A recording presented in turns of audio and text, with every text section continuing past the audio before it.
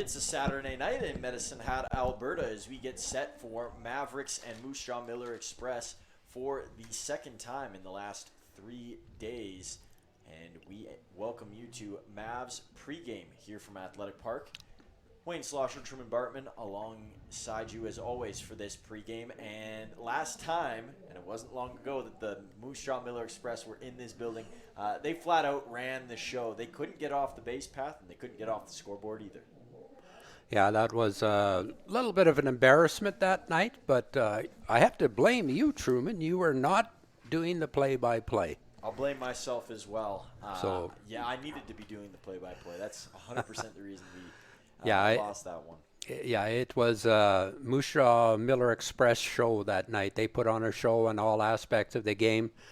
I thought our starting pitcher, Gary Dornan, that night, he went 5 innings. He gave up 4 runs. But after he came out of the game, we just couldn't get anybody out. Last night was a different story for the Mavs. We had a very good game against Swift Current 57. So we have to build upon those small successes.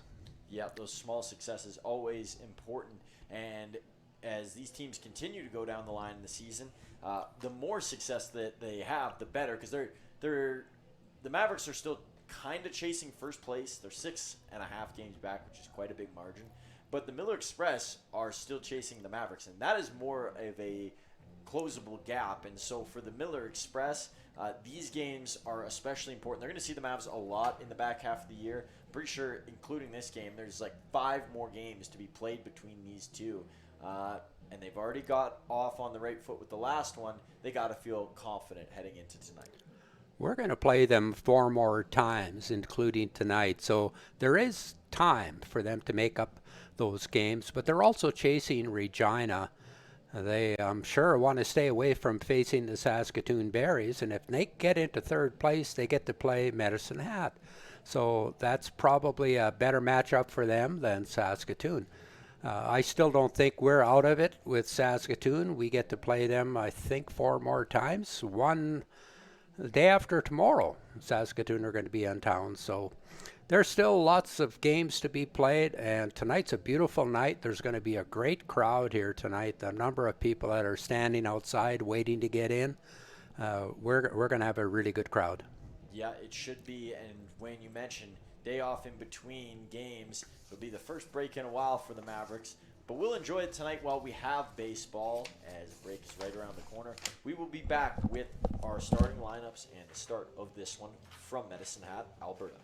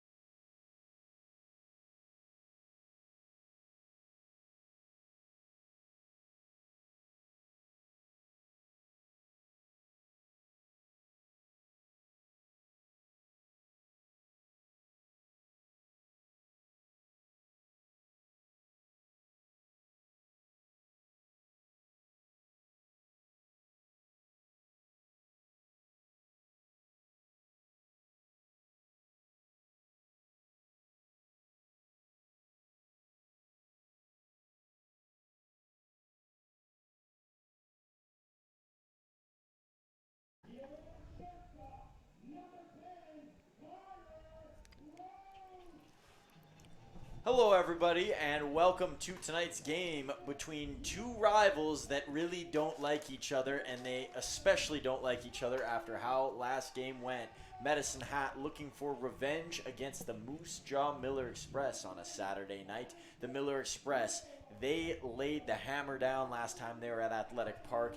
19 big ones on the board. It was one of the toughest losses that the Mavericks have suffered so far this year. But the Mavericks, they responded in a big way last night against the Swift Current 57s, winning 8-3 in this building as they look to continue that momentum heading into Superhero Night here from Athletic Park. Alongside me, as always, is Wayne Slosher. My name is Truman Bartman, and we welcome you once again into Flow Sports for yet another round of Mavericks baseball, but with some new tarps on the field, wearing those superhero design jerseys. We'll talk more about that throughout the night, but first, let's talk about who's playing tonight. Wayne, take us through it. Okay, for the Miller Express, Thomas Soto is at short, leading off. William Edwards in center field. Austin Gurney back at first base. Eduardo Saenz at third. Robert Estrada in right. And the Ribas is the DH. Tanner DeGrazia on left. Evan Derringer is the catcher. And Ben Wolitzek is at second base. We're going to take a quick break here for the national anthem so that we can honor our flag and our country, and we'll be back with the Mavs starting lineup.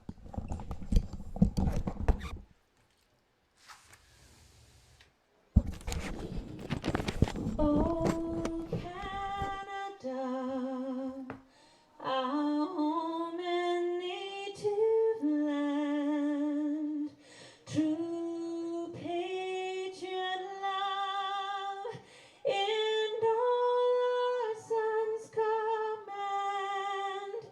With glowing hearts we see thee rise, the true north strong and free. From far and wide, oh Canada, we stand on guard for thee. God keep our land glorious and free. Oh, Canada, we stand on guard for thee. Oh, Canada, we stand on guard for Let's go, man! Let's go!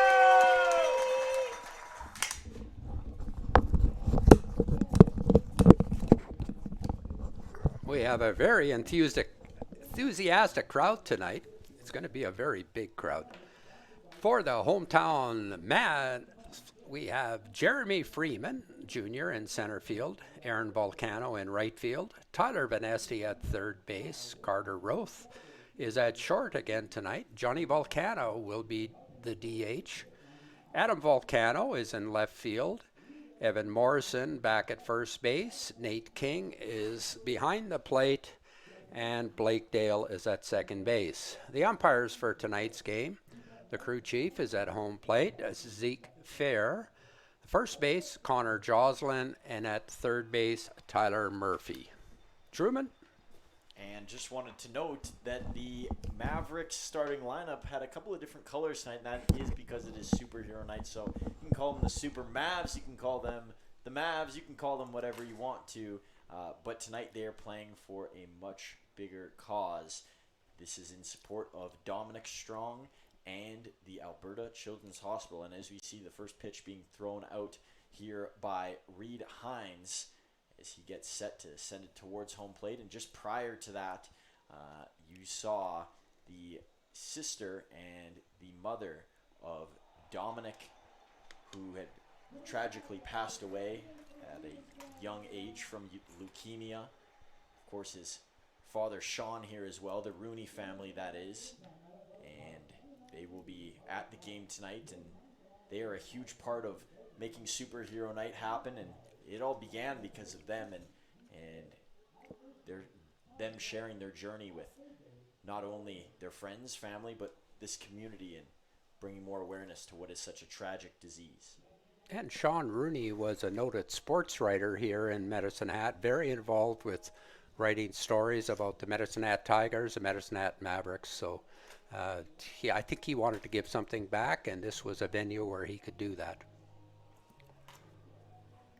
And let's take a look at who we have on the mound tonight for the Mavericks. And for the first time this season in a starter's role, it is All-Star Luis Diaz. Almost called him All-Star reliever Luis Diaz, but tonight that would be unfair. He is a starting pitcher. He is out there getting ready to go. 1 win on the season, 4.39 ERA, and 39 strikeouts. That's near the top half of the league for Luis strikeout-wise, and he will be heading to Okotoks for the big game here in just about a week's time. So he's got one more chance to prove his best before he will be with the best on that stage.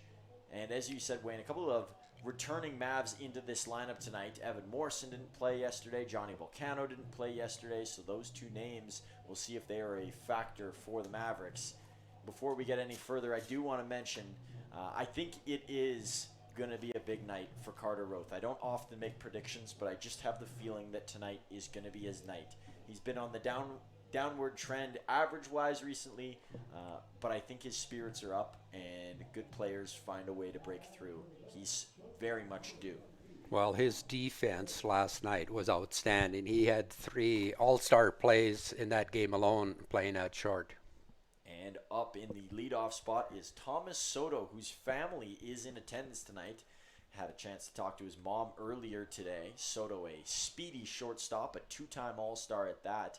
We'll go through all the Miller Express All-Stars and who's going to represent their team later in today's broadcast. But Soto, a mainstay in this lineup and in the leadoff spot as he takes a ball there from Diaz. For Soto, he says his mom said that he loves playing in Moose Jaw and he loves his billet family. And that's part of the reason he keeps coming back as he sends that one back Diaz's way into center field. And 22 is on first base, and that's always dangerous with the kind of speed he's got in his back pocket. Yeah, Moose Jaw ran wild the last game when they were here. When they got on base, they took advantage of whatever they were reading for our pitchers, and they were a menace on the base paths. And now up at the plate, another All-Star in William Edwards. Williams had a great season, batting average in the 300s. Always a threat at the plate. And when they can get Soto on and have that combination of Edwards to Gurney after that, it is something that no pitcher wants to see, even one as good as Luis Diaz. Diaz with 2 strikes here to Edwards.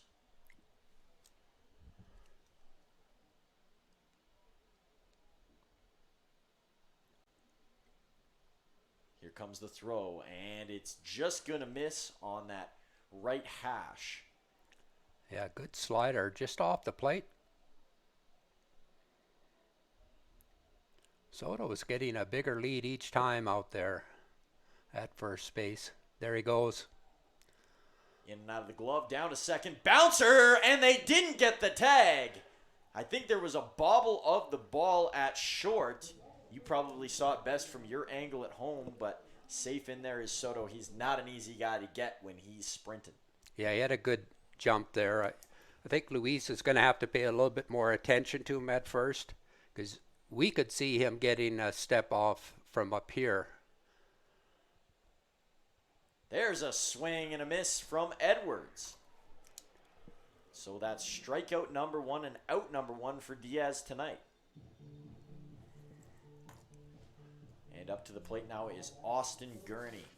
He's been an RBI machine all year long. He leads the league in RBIs. And he's got a chance to get another one on the record here with Soto over at second base. And anything in green grass will score Soto. He's that quick. These two are going to be teamed up on the Eastern All-Star team in a week's time. All 3 guys that are in the fold here right now. Soto as well. And then, of course, adding that Carter Roth will be in the mix, and Tyler Vanesti, Jeremy Freeman. Lots of players on the field right now who will be playing together. Diaz's fastball is explosive tonight. Gurney was late on that fastball. Gurney's not late on a lot of pitches. This one's going to be hit over towards second, and it is bobbled, and that will allow Gurney to get to first. A crucial mistake by Blake Dale over at second. That ball just came up on Blake Dale a little bit. Might have played it off the wrong hop, but that'll be an error. So it looked like there was going to be 2 outs for the Mavericks, and instead they're right back where they were a couple of nights ago. Pressure from the Miller Express is on high at the moment. And up to bat is Eduardo Sainz. Sainz in the cleanup spot tonight. There's strike 1 from Diaz. Talked to Luis before the game. He said that he's not trying to change anything within his usual routine from when he's a reliever. Keep it the same, trust what he knows, and hopefully he gets the same results. Gurney's going to go. This one's hit up to the middle. Tap on second. Double play at first. Excellent over at shortstop by Carter Roth.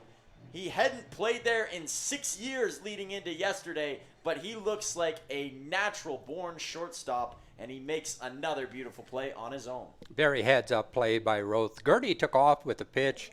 He was going to steal second, but the ball was hit to Roth, and he just naturally stepped on it, flipped it over to first. Another great play by Roth. And a bit of a reward for Diaz, who had a solid top of the first as well, and this time his defense backs him up. We'll be back with who's starting on the mound for the Miller Express, but first, a quick word from our network, Flow Sports.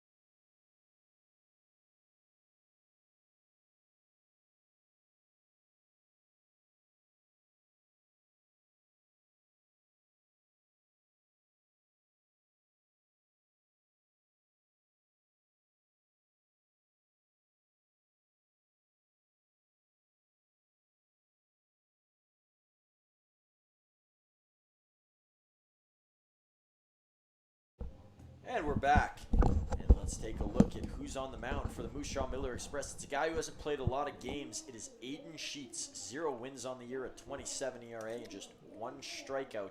I'm sure those stats will change as he accumulates more innings.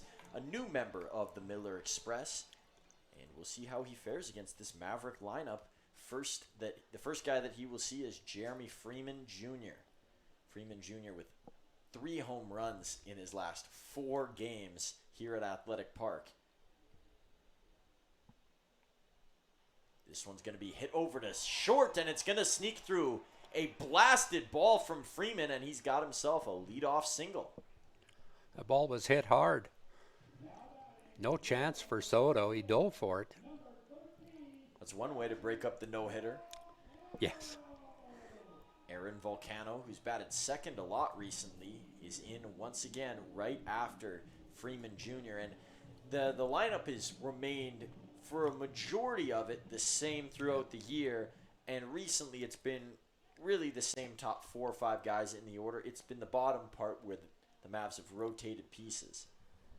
And that's a part of JT's philosophy. He wants to get everybody time in the lineup. You don't want to freeze anybody on the bench too much. Well, a big home run last night from Aaron Volcano. That thing was a bomb. Here it comes from Sheets, and that's down low for ball number 2. Not a recipe for success if your sheet's working behind. Yeah, the Mavs need a superhero tonight. A superhero effort from several players. Throw over to first. They're going to check on Freeman, who leads the WCBL in stolen bases. Now we'll return to Sheets on the mound. That pitch is going to be wide. So 3-0, and allowing the first 2 players on base here if you're Sheets. That's not a good sign, especially when Tyler Venesti and Carter Roth come up right after, 2 of the league's most feared hitters. 3-0. That one's going to be high, so 4 consecutive balls from Sheets, and it'll put 2 on for Tyler Venesti, just like we mentioned might happen. Outstanding crowd here tonight already. We had 1,300 here last night. I'm thinking we're going to be 1,600 here tonight. Beautiful evening, plus 30 degrees, low 80s in the Fahrenheit. Breeze blowing out from home to right. Venesti's going to ground that one foul. Gurney will knock it down anyways, save the travel for any of his teammates or maybe the ump. Sheets heads back up to the mound. It's tough for Sheets. You want to start to figure out how to locate your pitches here back into the strike zone, but you know the 2 guys that are up to bat are going to punish you if you do that. That one's going to miss there, and it's going to be a 1-1 count. Well, every team has those 2, 3, 4, 5 hitters that a pitcher has to navigate their way through that part of the lineup.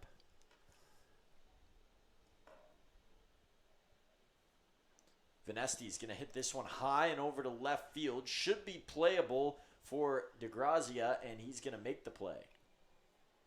So Tanner DeGrazia with out number 1, and it'll send to the plate Carter Roth. Carter, you can make my prediction come true already here. If he's able to drive in a couple of runners, it's going to be a tough task to get Aaron Volcano in over from first base, but Freeman is certainly a viable option. Roth waits for the signal from the dugout, and then he prepares for Sheets.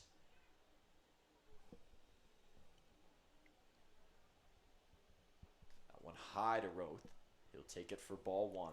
Can be a little intimidating as a pitcher coming into a new park like Athletic Park with a huge crowd, and you got pressure on you right away to perform.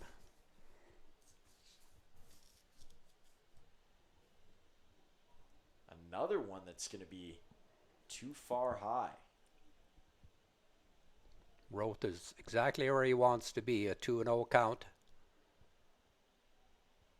Feels like this the green light to hammer one. And not getting a chance here is Roth. And the bases could be loaded in a moment's time. Johnny Volcano on deck. He would like that, bases loaded. He likes those occasions. Volcano in the DH spot tonight. Ooh, and Roth is going to work himself a walk. So the bases are indeed loaded for Johnny Volcano. Miller Express strand a pair in the top half, and there's going to be a mound meeting here between Sheets and the Miller Express coach. I think this is an opportunity for Eric Marriott, the manager, just to settle Sheets down on the mound. He's got to trust his stuff, use his defense behind him. Volcano will be tough to double up. He runs well. Good speed on the base paths as well. The only problem for Volcano here is he hits the ball extremely hard, so it makes a double play easier.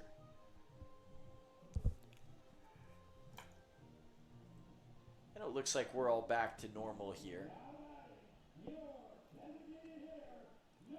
Volcano steps into the batter's box. Patented a couple of taps on the plate, and he's ready to go. We'll see if Sheets is now too. Bases loaded behind him. Lots of pressure early on. This one's going to be bounced. Could be a chance for 2. Throw is maybe off. They're going to get one at second, so Freeman is in to score. First runner of the game on the board for the Mavericks. And Volcano will be on first.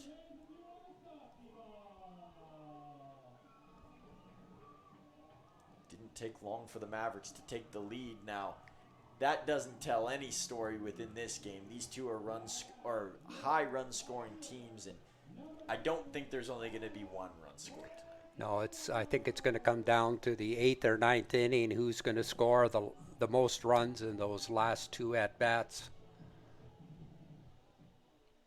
Here comes Adam Volcano. He had a home run last night as well. There's a pitch that's going to be high. We keep talking about the home runs. I believe there was 3 last night. There's 4 last night. 4 Two last. Volcanos, Freeman and Dale were the 4. And it's not easy to hit it out. 350 down the lines. Well, and Freeman almost had 2 last night, but Yes. Braxton Vale made a rolling play along the wall. Ball needed about a foot more of carry, and it would have been out. Yes, 350 down the right and left field foul lines. Pitch is going to be near the arm of Volcano. The bases might be loaded again here. Waiting on deck is Evan Morrison. Morrison would like a chance to swing with the bases full. Well, he's leading the league in home runs with 9. There's a strike from Sheets. Taking all the way was Volcano.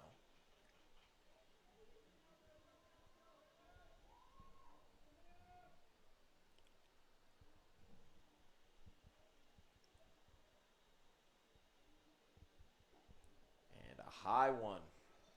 Well, that's the 3rd walk this inning. The bases are loaded for the Mavericks once again. And here comes Evan Morrison. Morrison going to have a patient approach. No rush here with a guy that can't find the zone early on. Yeah, you don't have to push things. His control is lacking right now, and he's apt to give you one right down the middle, or certainly one that you can drive somewhere. You don't need a home run. You just need to pass the baton. That's a good take.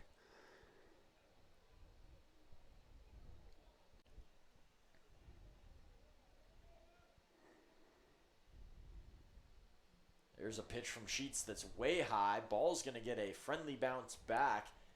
And so there will not be a chance for Volcano to come in and score. He'll stay put. What you don't want to do as a runner at third base is take the bat out of Morrison's hand. Let him swing it. Especially for a count that's going to be favorable for him. Exactly. Now it is 3-0. Sheets threatening to walk in a run. So will Morrison have the green light on 3-0? I'm going to say yes. If he gets that pitch right down the middle, if I'm him, I would turn on it. Oh, he got a curveball. Okay, that's respect from the pitcher right there, respecting Morrison's power. They're not going to give in to him.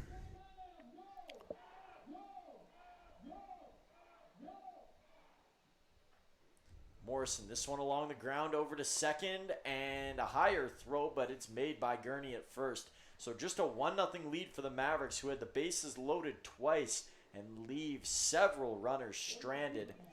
And Sheets surviving would be an understatement in that inning. He looked shaky, but only one. It's not the end of the world early on.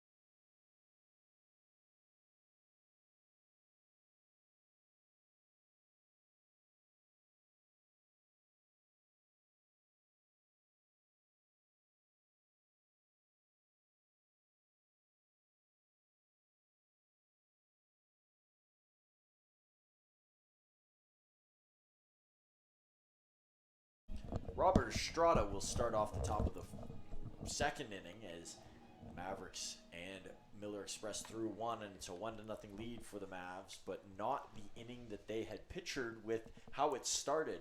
Bases loaded, and Freeman, the only one that comes in this one, going to be grounded off the hand of Vanesti at third, and that's not an easy play to make, No. but when we see Vanesti make so many good plays, you almost think that that's still possible. Yeah, that's probably a single. He comes in, he's got two choices, stay back and hope that he can get a better bounce, or come in and get the short hop, and unfortunately he went off his glove. And I don't think it's been decided whether that was a hit or an error yet. The score still remains the same on the board. Quick reaction there from King behind the plate, trying to freeze Estrada over at first.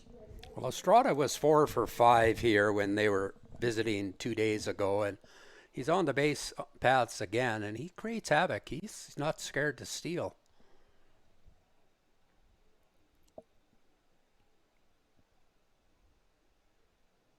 And it looks like that one's ruled an error.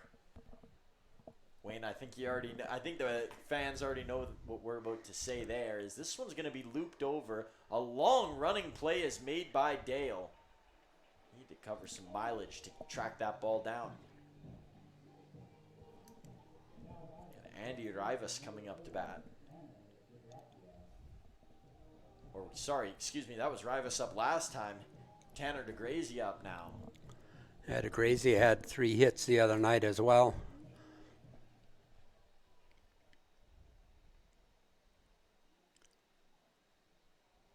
Diaz going to check over at first again. Looking to keep Estrada at bay.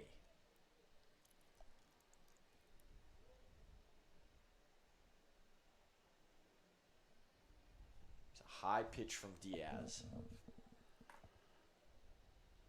Got plenty of characters around the athletic park facilities tonight.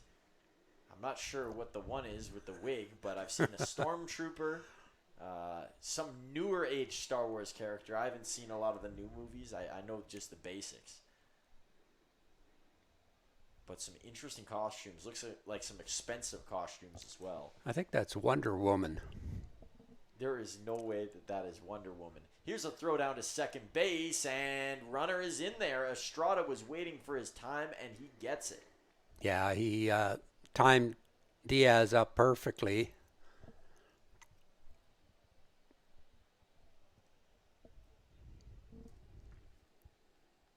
I wish we had a camera angle to show you what that costume is, Yeah. because I do not know. We have trivia tonight, but it's not going to be based on that costume because you won't be able to see it. But that would have been a good question. Well, if we get the center field camera sometimes, she might be walking by there with that costume on.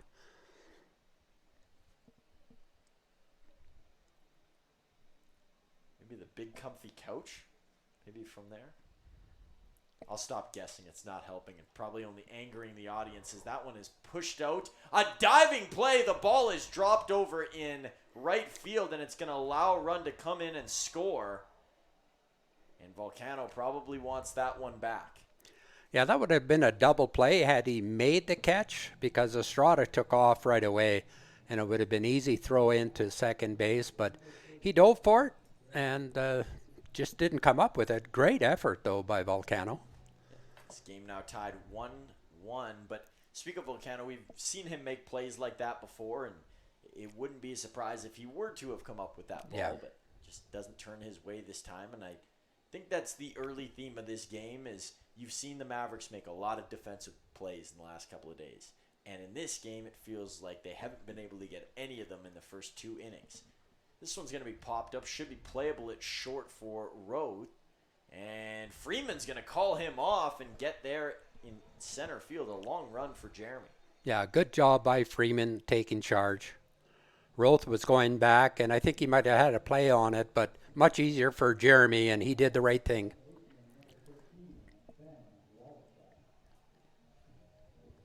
Ben Wallazek up to bat. He had an amazing game. He's a tremendous, great number 9 hitter. First pitch there is called the ball. Yeah, well, as speedy as can be, plays a good second base. He's the kind of guy you want on your team. Really good depth piece. He's There's got a strike from Diaz. he has like a 32 or 33 walk to 7 strikeouts. So he gets on base a lot. Plus he bats over 300, so he's got a great eye. And when he gets on base, he's havoc. Yeah, him and Micah Dvorak, different sort of players, but they are elite players at the bottom of an elite team's lineup. And you often see that with these teams that are on the upper half of the WCBL. Count is 2-1. Diaz behind here. Just one runner on. That pitch is going to hang in there, and it's going to be a strike. Derringer doesn't have much of a lead at first. I don't think he's looking to steal. I got a feeling the slider's coming here. Here comes the pitch from Diaz. That one's going to be fouled off. You were right. Not sure if Luis will go back to that now. You don't want to give away too many of your tricks in a row.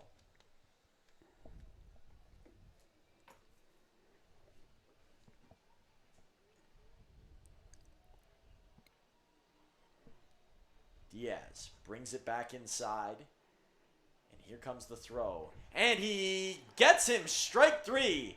Luis Diaz with another K in this game as he shrugs his shoulders. And another inning. Despite giving up the one, Diaz looking fairly good in his first start here at Athletic Park. Yeah, he's, we missed 3 plays on.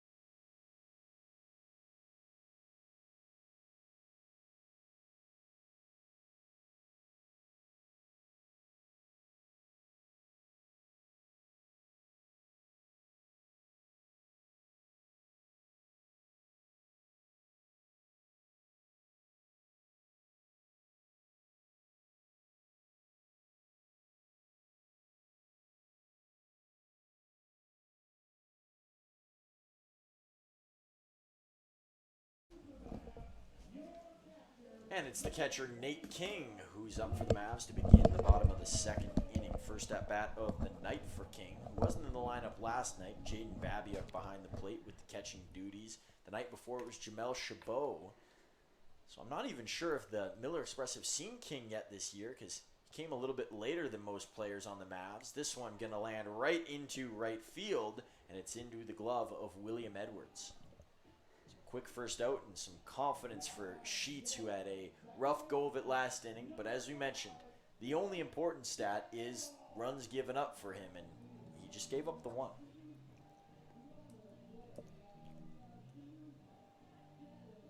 Blake Dale gets set to hit.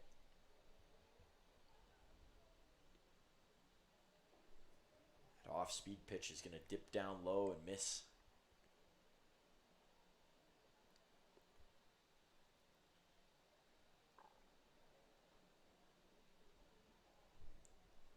Two missing on that side now for Sheets. And we got a pitcher warming up already for the Miller Express. And we believe it is Andres Cerati out of the University of Mary down there in the bullpen. Wouldn't be surprised if one of the 2 all-star relievers for the Miller Express enters tonight's game in a game where you're playing a divisional opponent. They will see Regina tomorrow, as Wayne was telling me during the break. So I think in an ideal world, one of PCO or Guardiola will pitch in this game, and the other will pitch tomorrow. Of course, Weston Wall's the third pitcher who is named an all-star, but he's in a starter's role, so I don't think either the Regina Red Sox or the Mavs tonight will get any piece of him. And getting a piece of the plate there is Sheets, and he will have strike three to Dale. We saw that towards the end of yesterday's game with Blake Dale, caught looking a couple of times. Yeah, that was a changeup. We haven't seen much of a changeup from Sheets, but that looked like a changeup that just froze Dale. Freeman Jr. back up, and that one's right into the glove. A 1-2-3 inning for Sheets. 7 and pitches. Right out of the dugout is Weston Walls clapping his hands. He will go and find his pitcher, and so will the rest of his teammates. What a bounce back for Aiden Sheets. Only 7 pitches. 7-pitch inning. Wow. That's going to extend his day today. And let's extend this before we go to commercial break and talk about what these two teams look like in a head-to-head scenario. The Mavericks, 24 wins on the season. The Miller Express is 15. So you look at the win column, the Miller Express have 7 more losses this season. And win-wise, they're 9 wins behind. So it's a bit of a weird situation there. And obviously as teams play more and they catch up, they'll be closer, and games in hand will matter a bit more. 2-2 is the series record on the year. And the runs scored, the Mavericks have the lead by 1, 279 to 278. And it, I guess, still remains a 1-run Mavs lead between these two so far this season. We've played 2 more games than them, haven't we?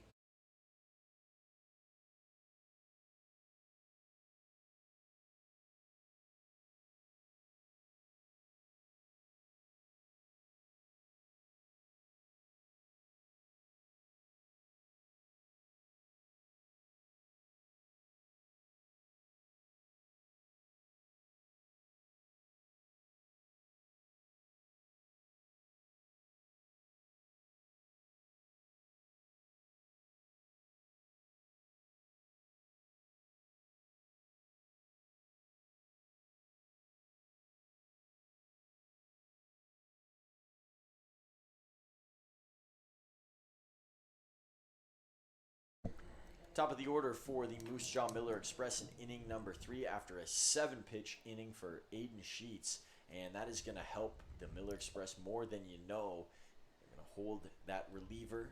If it is going to be Zarate who comes into the game, it's going to hold him on the bench for a little bit longer. And that's good for the Miller Express. They want to get as much as they can out of Sheets, who in his first start wasn't too great. And in this one, it looked like it was trending the same direction, but he recovered. Luis Diaz back on the mound as well, who's had a stellar start to this game. This one going to be grounded over to first. Good positioning there by Evan Morrison, and that is going to be out number 1. You know, we were talking earlier about Sheets coming into a unfriendly baseball park and having a huge crowd, which he may not be used to. He might be, but he sure settled down from the first inning to the second inning. He walked 3 guys in the first inning, and last inning he was very effective. Well, and Foster Voico talked about that in his first start. He'd never pitched in front of a crowd this big. And I think we saw the comparison for Foster from his first game to yesterday, how he was able to recover. And in this game, a little less of a time frame for Sheets, but he's done well to pick it up. This one's going to be blasted into center field for a base hit, and it might be much more. Here's Edwards, who's got speed, going around second, and he will grab 2 bags, and it's an extra base hit off of Diaz. It's one that's rare to come by.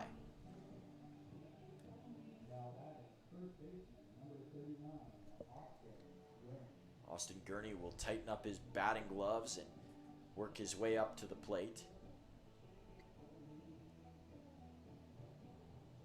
Diaz looking around the diamond, waiting for Gurney to step into the batter's box.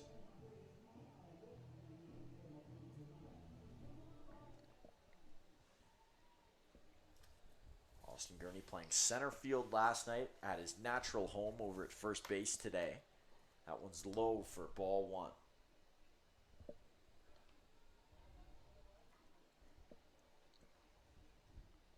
Edwards, good speed at second base. Diaz going to step off the mound. Lots of games happening around the WCBL tonight, including a doubleheader, which the first part of that doubleheader is already concluded. That was the Regina Red Sox earlier today, beating the Weyburn Beavers 11-1. So they catch up on the Mavericks, get a little bit closer in the standings. Weyburn is winning that game 5-0 in the bottom of the first right now. So second game could be a split in the second game. 1-1 over in Lethbridge between the Gulls and the Bulls. That's big for the West Division standings. Energy City trails by 2 at home, once again, wherever that may be, against the Brooks Bombers. Fort Mac and Okotoks are 0-0 in the top of second. And in the bottom of the fifth over in Saskatoon, it is 13-2 for the Berries over the 57s. Of course, 1-1 here in Medicine Hat. Diaz works with one behind him, one out, and Gurney at the plate. He'll send that one and almost injure his first base coach down there. That was a hot one right at his feet. Well, Gurney had the green light with a 3-0 count. Diaz didn't give him one down the middle. He kept it on the inner half, way on the inner half. I would expect a curve ball or an off-speed pitch here. Gurney might expect it too. There it is. That one fouled into the dugout. Nice catch down there by a member of the Miller Express. So in a doubleheader, the odds of winning both games are only 25%. So Weyburn being up 5-0 in the second game doesn't surprise me. Full count here as we return to Diaz versus Gurney.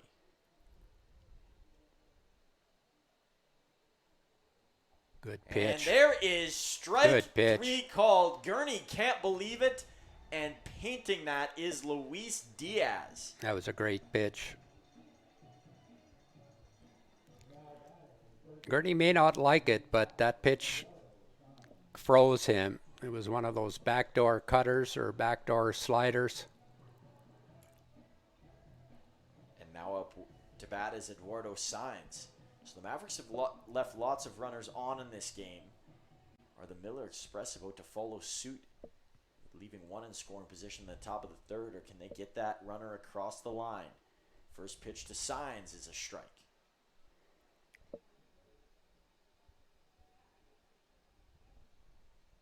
Waiting over on deck is Robert Estrada, who's been excellent since joining the Miller Express. A little bit later than most players around him. This one's going to be hit up the middle. Dale's going to make it, throw it over to first, and that is out number 3. So a runner stranded for the Miller Express. This one stays tied at 1. Another good inning of work for Diaz as he gets a ground ball, and it's converted by Blake Dale.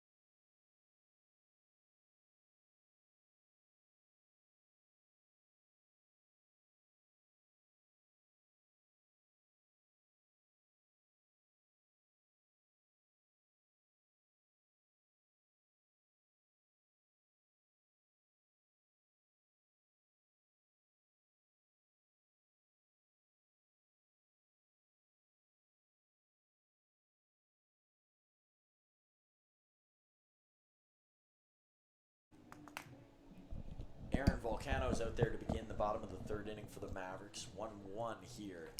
So we're almost through 3 innings of play on a Saturday night that is quite sweet in Medicine Hat. It is sunny, a little bit of a breeze. This one hit well over to left field to the scoreboard, and it's going to bounce off the wall.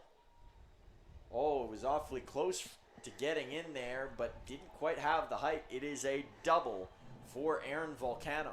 That's the way to start the inning. Get your leadoff guy on, especially if you can get him to second base. That could set up well for Tyler Vanesti, maybe Carter Roth behind him. And that's got to be Volcano's thought process all night long. Get on and then let the big dogs eat. Yeah. Well, he hits the ball hard, and when he hits it in the right place, it goes over the fence. Sheets still on the mound for the Miller Express as that one misses. And still a guy warming up down there. Believe it is still Zarate. Just tossing it softly, but he keeps looking over at Sheets and the dugout. So I think he's ready to come in whenever. Yeah. It'll be on Sheets now. That's going to hit for a strike. Yeah, I think he is ready. It's very warm out. He got warmed up before, and I think he's just throwing loosely now. More getting ready mentally than physically. A long wait here for Sheets back into the glove. Here comes the pitch. Vanesti going to take a strike. Good backdoor curveball from Sheets.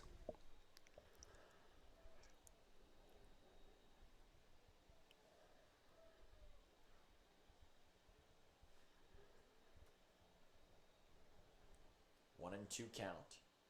And Vanesti didn't go there. Not giving Vanesti a fastball. Everything is off speed. Backdoor curveball. Slider or curveball right in on the hands.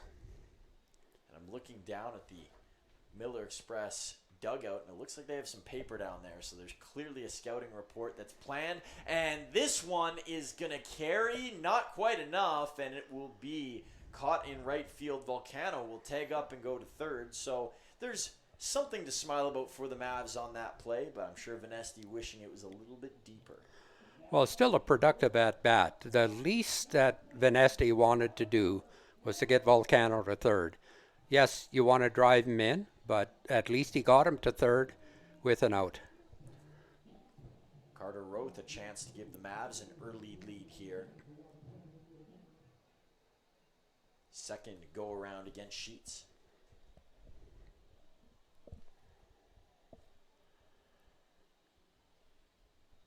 Time being called by somebody. Might have been. My guess is it was Roth. Yeah, I believe it was.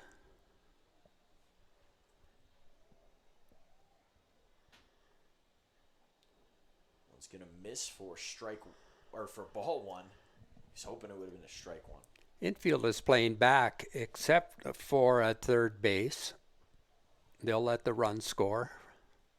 They're confident they're going to score more. Roth going to pop this one up into right field. That should do it. It's into the glove, thrown down towards home plate, and they didn't get him. The tag wasn't there. A long reach from the catcher, but evading it is Volcano.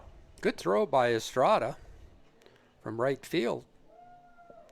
Volcano just runs a little bit too well.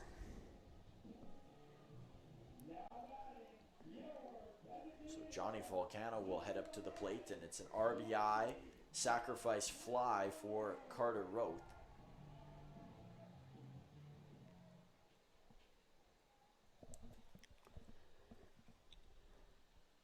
Volcano, that one towards his shoulder as he turns away, and it's ball number one.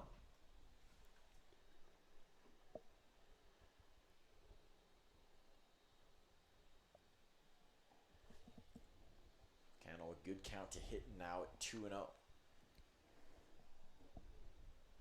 Johnny Volcano purely going to be focused on his hitting tonight. No distractions as he won't be in the infield. Volcano not going to swing there as well. He's just telling Sheets to figure it out, and until you throw me something good, I'm going to sit right here. Yeah, good take on that curveball. Didn't offer at it.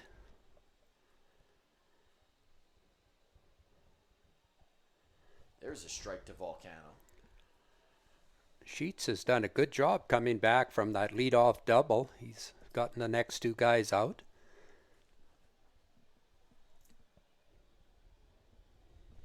One held up there for a strike.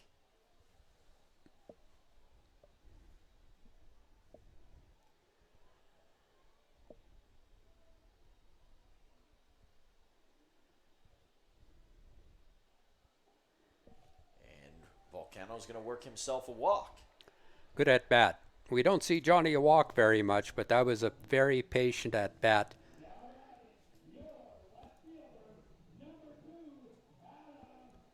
So Adam Volcano up to bat. See what kind of leadoff Johnny gets here. JT could make it so easy for us if he just put Volcanos back to back to back, and then all we'd have to do is say Volcano at the plate. But that might complicate it more because people might be wondering which one it is. I'm sure by now you've kind of defined some differences, whether it's hair or batting stance or approach at the plate. They're all unique in their own way.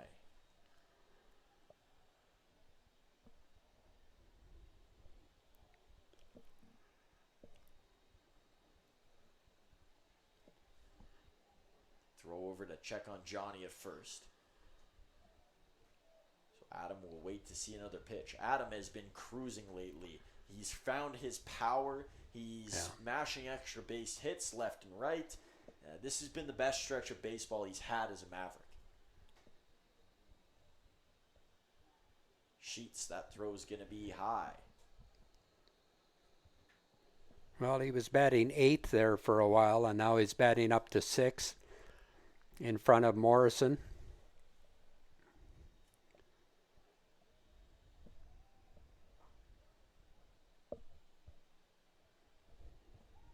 Strike to Volcano.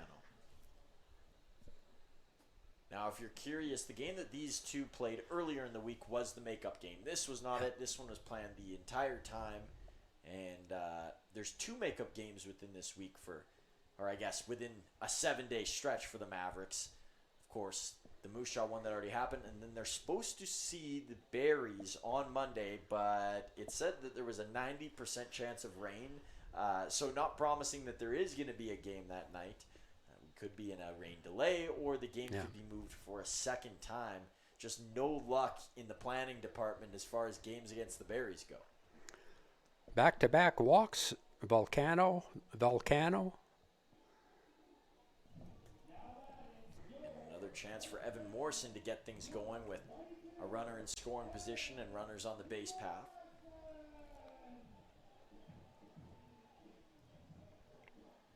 You hope for Morrison that the day off isn't going to land him back in a slump, which he experienced earlier in the year. That hot streak that he's been on was so elite. You hope that he can return to that right away. And there's a ball from Sheets on his first pitch. I believe he had the last 2 games off, didn't he? You got it.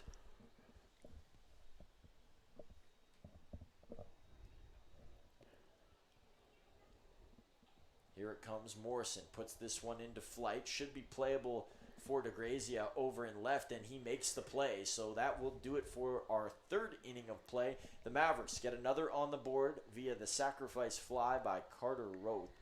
And it is a 2-1 ball game. This one far from over.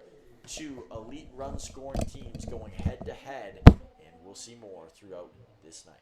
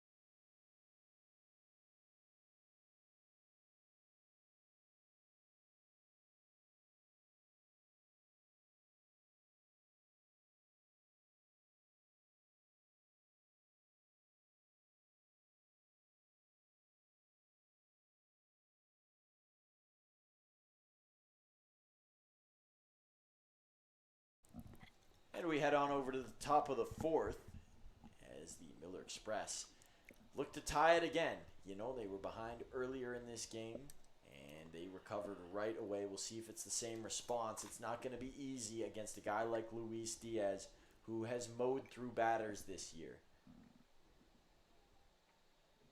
Here's a pitch for a strike.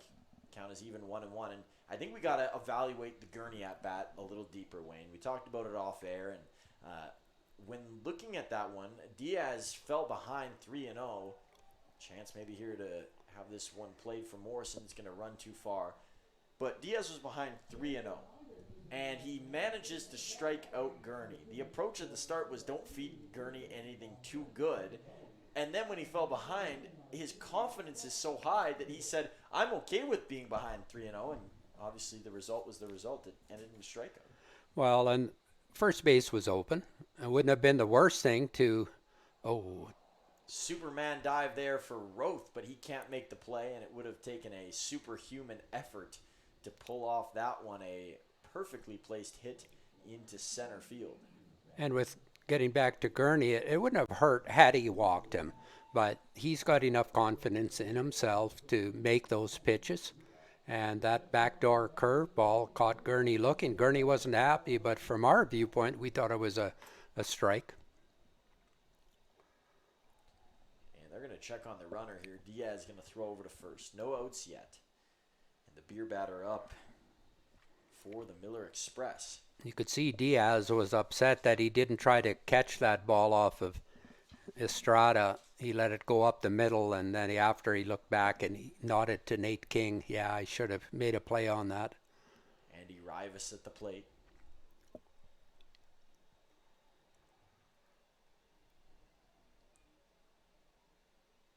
Diaz a longer wait than usual. He'll check once again on Estrada. Well, Estrada got on base both times, and when he did get on his last at-bat, he did steal second. And we were saying Diaz has to pay a little attention to him.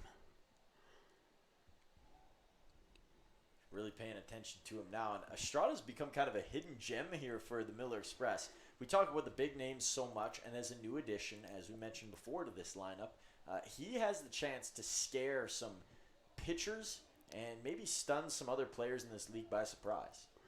Well, I like what Diaz is doing. He's holding for a long time, and this time he just about quick pitched. So what you can't do with a runner like Estrada, who's wanting to distract you, is have the same rhythm as a pitcher when you're delivering home. This one's going to be popped backwards for a second time now. And what I really like about what Diaz is doing is that he's still throwing strikes.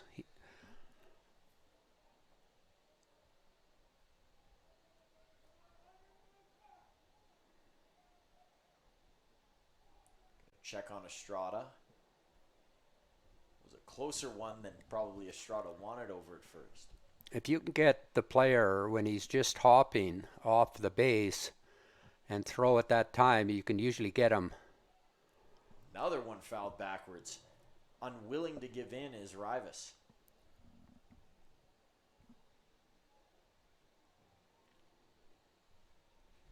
Still warming up down there for the Miller Express is Zarate. I wouldn't be surprised if he comes in for the bottom of the fourth. Throw down to first and trying to execute the double play. And he gets a strikeout. So Luis Diaz gets one out. Estrada, of course, still jumping around back there, causing some problems. Tanner DeGrazia comes up to bat. Wayne, I'm not sure if it's me, but it feels like it's louder through the speakers tonight. Yes, it is louder through the speakers. I'm not sure if that's hurting what you guys can hear at home, as Estrada had a good start there, wasn't able to steal with that being fouled backwards. But if it is, let us know and we'll make the changes needed. Because it is loud here on our end. It does sound a little bit louder. When Estrada decides to go, he goes on first move.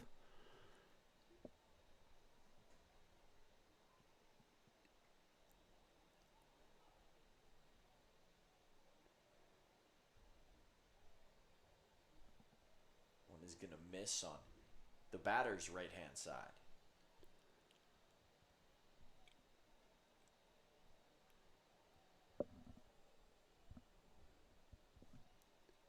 Grazia waiting for something to go after here. It's 1-1. They're going to check again, and they get him this time.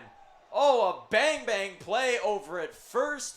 Diaz with elite awareness, and he puts Estrada's shenanigans to an end. He got him right on the helmet, and that was one of those times Estrada didn't have a big lead, but he did that little hop, and Diaz was waiting for him to make that hop to throw over, and he did pick him off. And a swing and a miss there from DeGrazia.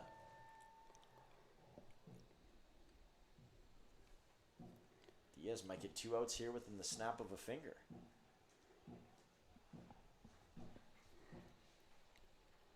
Here comes the throw. This one's going to be poked out as it hits the end of Diaz's glove. Throw to first isn't going to be in time, and DeGrazia is safe. A lot had to go right for DeGrazia to be safe there, but the result is that he is. That's his second hit of the game. The first one was that line shot out to right field when Volcano dove for it. So that one was hit hard. This one wasn't hit hard. Well, Diaz made a good play to slow it down. And Evan Daringer up to bat.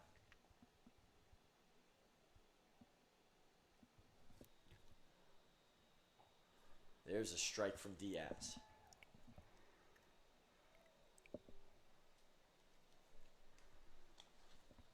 Not sure what Luis's pitch count is at officially. We'll get you a number in a second. That one's going to be a ball. I was just thinking about that. I'm going to say he's got to be close to 70, maybe 62. You'd be surprised, Wayne. You're almost right on. I believe it is 66. I guess 67 now. 38 strikes to 18 balls. I was just doing the math in my head, so I could be completely off there, which I probably am. Communications major over here. Diaz going to get a swing and a foul off there from Daringer. Well, 38 and 18, did you say? Yeah, that's 56. There you go. I'm off by 10. That's okay. Well, I'm glad you're off low, not off high.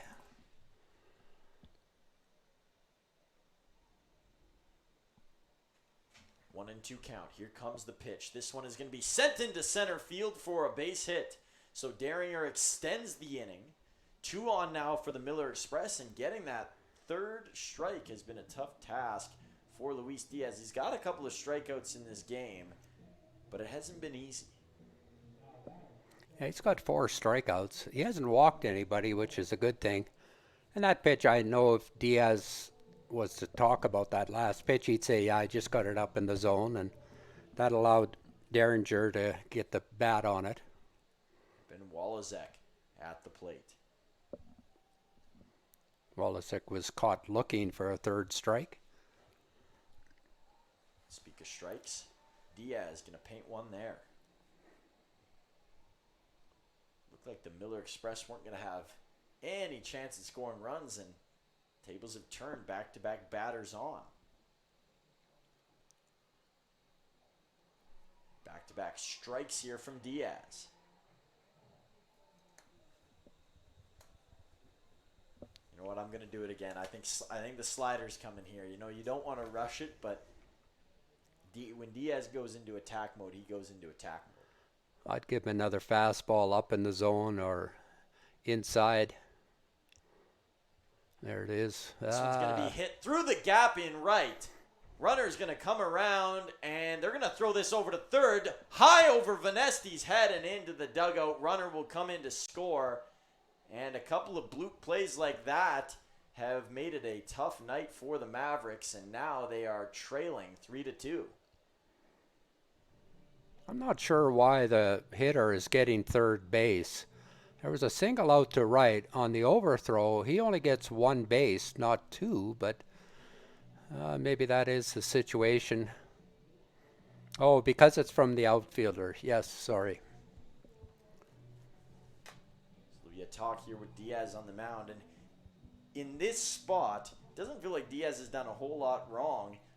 for the Miller Express, they're just putting the ball where the Mavericks aren't right now. It's not like they're hitting the ball super hard or super elite. It's just where the Mavericks aren't. Well, we got to give them credit. They're a good hitting team, and his pitches are just getting up. Earlier on, he was getting those same pitches just down a little bit, and they were getting ground balls to the infield. Now that the pitches are up a little bit, they're going over the infield. Thomas Soto will come up with one on third. Chance to make it a 2-run game. No team has led by 2 in this game thus far. Diaz's first pitch to Soto is a ball.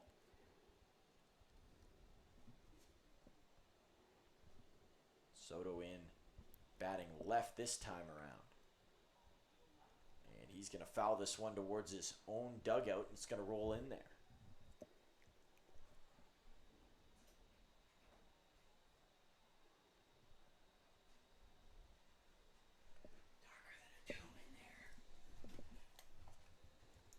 Soto doesn't swing. And it's 2-1. Nobody warming up yet for the Mavericks behind Diaz. Still Zarate warming up for the Miller Express. Soto pops this one up. I don't think it's going to be playable for King. It'll take a long glide into the stands, and it missed everybody as it bounces off the bleachers and wide. Nobody was looking up. Everybody was trying to cover their head, and it missed everybody, thank goodness. Yeah, with lots of fans in the stands tonight, if there was going to be a night where someone gets one, it is today. Fans are going to have to be on high alert here. 2-2 count. Here comes Diaz. This one's going to be grounded along to short, and Roth is going to make the play to first. He kind of got caught up with his feet at the start, but the third out is made. But speaking of 3, there's 3 runs on the board now for the Miller Express as they have a 1-run lead here on the road. And they are the first team in this game to score multiple runs in an inning. Can the Mavs match it in the bottom half of the 4th? We will see when we come back. WCBL YouTube channel. Subscribe today. Hey baseball fans, make sure to stay up to date with your favorite teams across the league by subscribing to the WCBL YouTube channel right now. We have tons of free coverage for you over there, including daily highlights, full archived game broadcasts, daily game day previews, plus 2 weekly shows including the WCBL Report with myself and Joe McFarland every Wednesday, and also the WCBL Game of the Week pregame show leading right up to game time every Thursday night. It's all in one spot, the WCBL YouTube channel. Subscribe today. Hey baseball fans, make sure to stay up to date with your favorite teams across the league by subscribing to the WCBL YouTube channel right now. We have tons of free coverage for you over there, including daily highlights, full archived game broadcasts, daily game day previews, plus 2 weekly shows including the WCBL Report with myself and Joe McFarland every Wednesday, and also the WCBL Game of the Week pregame show leading right up to game time every Thursday night. It's all in one spot, the WCBL YouTube channel. Subscribe today. Hey baseball fans, make sure to stay up to date with your favorite teams across the league by subscribing to the WCBL YouTube channel right now. We have tons of free coverage for you over there, including daily highlights, full archived game broadcasts, daily game day previews, plus 2 weekly shows including the WCBL Report with myself and Joe McFarland every Wednesday, and also the WCBL Game of the Week pregame show leading right up to game time every Thursday night.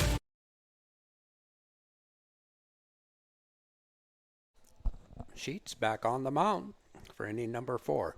It looked like he was going to be out of this game in the bottom of the 2nd, and he has extended his stay. And if you're looking to extend your stay in Medicine Hat, Alberta, Town Place Suites by Marriott, the official hotel of the Mavericks, is your place to do so.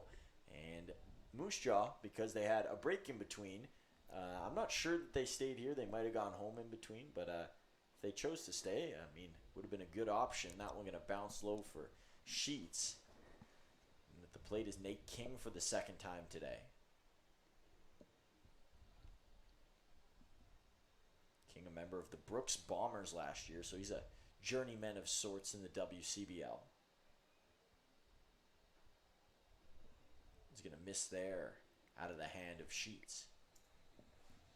King lined out to right field his first plate appearance, hit the ball hard.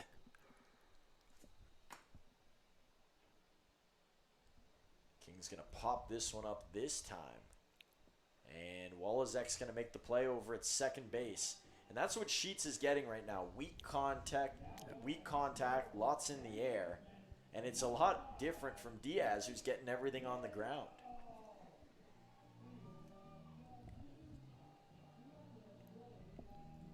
Blake Dale will move into the batter's box. And for Dale, the last 2 or 3 at-bats, he's been caught looking. I'm sure he's going to go out there swinging, looking to work his magic. That one's going to be high for ball number 1.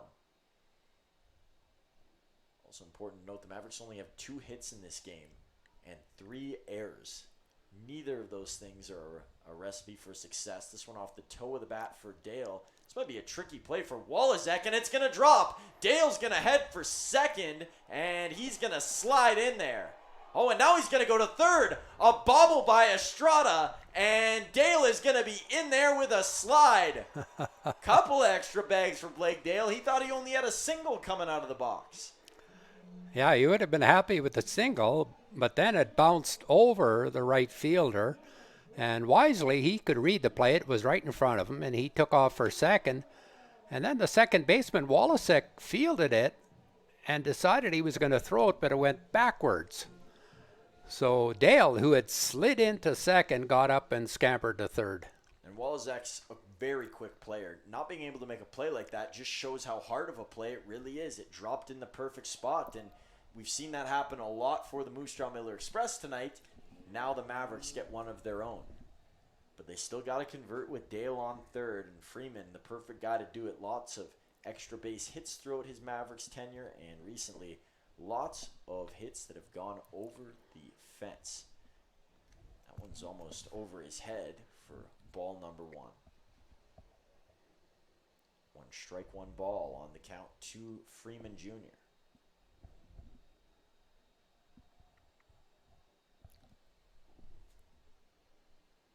Freeman yesterday, he admitted that he didn't want to, but he moved up in the batter's box after striking out twice against, I think it was Shunta Furue on the mound yesterday for these Swift Current 57s, and it changed everything. He had a home run right after, and he credited JT. He said, I was being stubborn. I didn't want to do it. It's not something I do often. JT said to go do it, and I put one over the fence. Well, Fuea was not a hard thrower. So you needed to move up to keep your timing. If you're looking at your rhythm up at the plate, you can move forward and back according to the velocity. Freeman with a stinger over to right, and it is going to be foul. That would have been a triple with Freeman's speed. Freeman will head back towards home plate.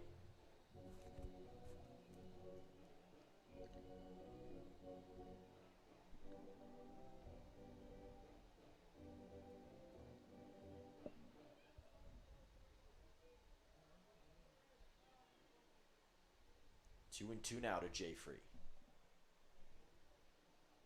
Sheets into the glove. Steps forward. Here is the pitch. And dipping low with that pitch was Freeman. He won't swing. Again, the infield is playing back with only 1 away. They're not concerned whether or not Blake Dale scores. Third baseman is the only one that will have the option.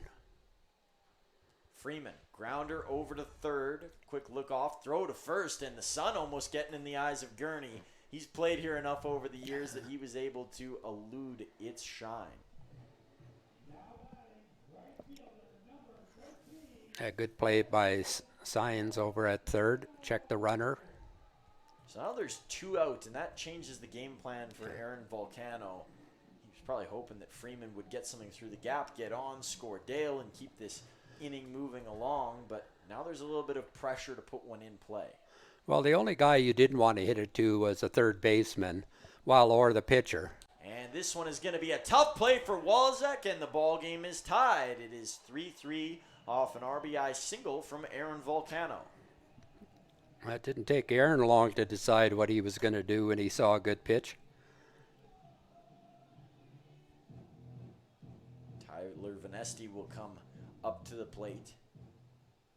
And it looks like first there'll be a mound meeting with Sheets. And Zarate is already on his way into the game, so we will take a break as he gets warm and then head back with his first work in this game as he gets set to face TV.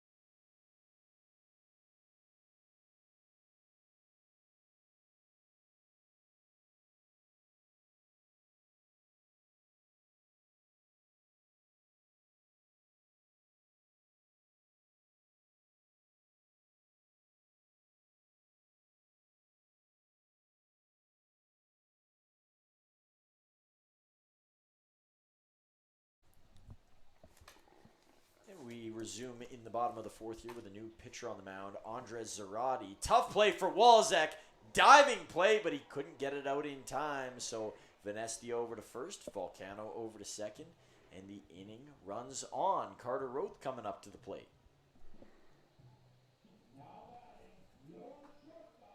Yeah, it wasn't hit hard, but it was hit in the right place.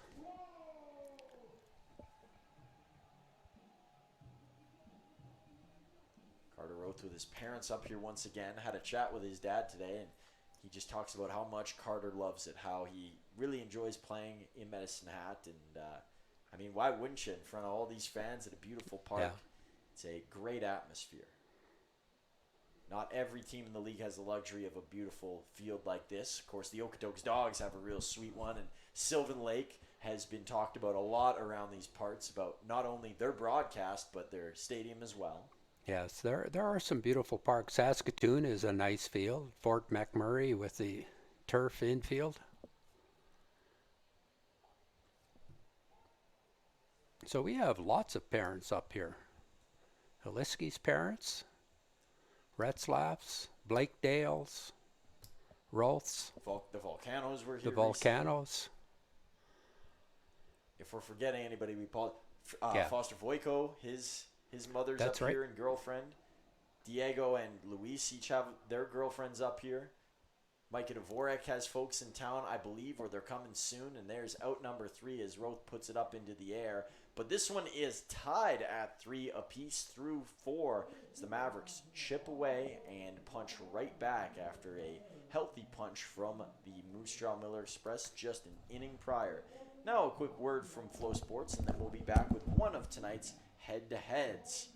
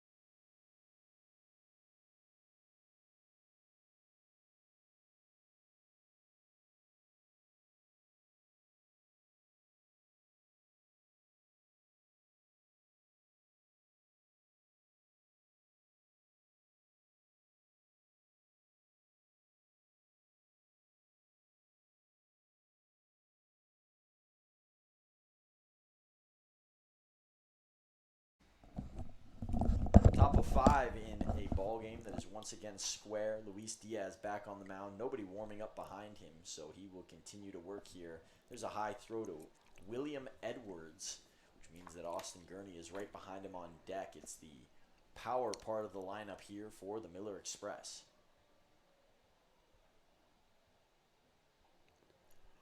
Here's a strike from Diaz. He'll even it at 1. Edwards 1 for 2. He struck out, and then he doubled into the right center gap his last plate appearance. Edwards good curveball. Edwards named an all-star this year, but Moose Jaw lost a lot of all-stars over the last 2 seasons. They've kind of had to restart fresh in some ways. Yes, they've had the mainstays in Gurney and Soto, who we've talked about, but a lot of their other guys have left. This one's going to be popped up. Playable over in shallow right, and Blake Dale will make the play. But a couple of guys that are no longer there, Nate Mensick, who we talked about lots last time, he was one of your favorites, Wayne. You really liked his game. Oh, I loved it. He plays a lot like Aaron Volcano, or Aaron Volcano plays a lot like him. No matter where he hits the ball, he goes hard. He never gave up on a play. He was a great player to watch. And one of my favorite pitchers in the league was lefty Matt Vasquez, who was here last year. He came in and shoved one day here. His off-speed stuff was working real well. An excellent pitcher to watch in his time. Dougie De La Cruz, a speedster back when he played for them 2 years ago. Nathan Houston, still in the league with the Berries. He is a great contact hitter, always got to average around the 300s. And Takeo Cookson, who has ties with many players on the Mavericks. He's a Valley City State pitcher, so Jamel Chabot, JT, Babs, Andrew Kim, they all know him very well. Spent last year with the Miller Express, but has not returned, and that is an out there for Gurney on the ground. 2 quick ones here for Luis Diaz. But I guess adding a couple this season in terms of all-stars, Rudy Guardiola has been quite the treat. They didn't expect him to come in probably and have the campaign that he has, but was named to that team and has become a real strong reliever within their group. And there's a chance that we could see him at some point tonight, as I mentioned.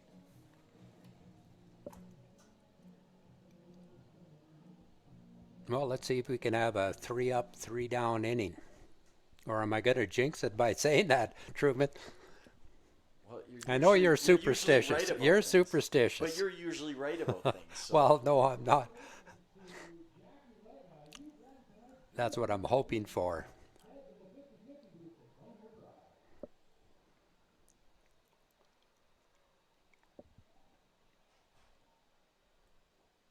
There's a low one from Diaz.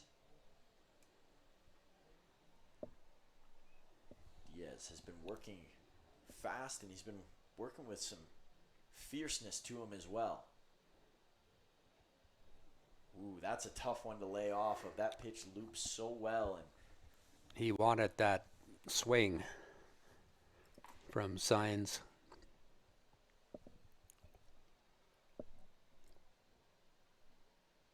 it's interesting. You always watch for players passing along knowledge. As that one sent King in a swing. You always look for players passing around knowledge after an at-bat, and we haven't seen a lot of that on either side tonight, so I'm not sure anybody's figured out either of these starters, and I guess that's why the score is relatively close.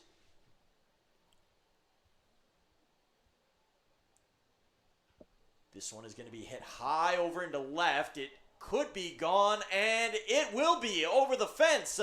Solo shot for Eduardo Signs, and it's a 4-3 Miller Express lead.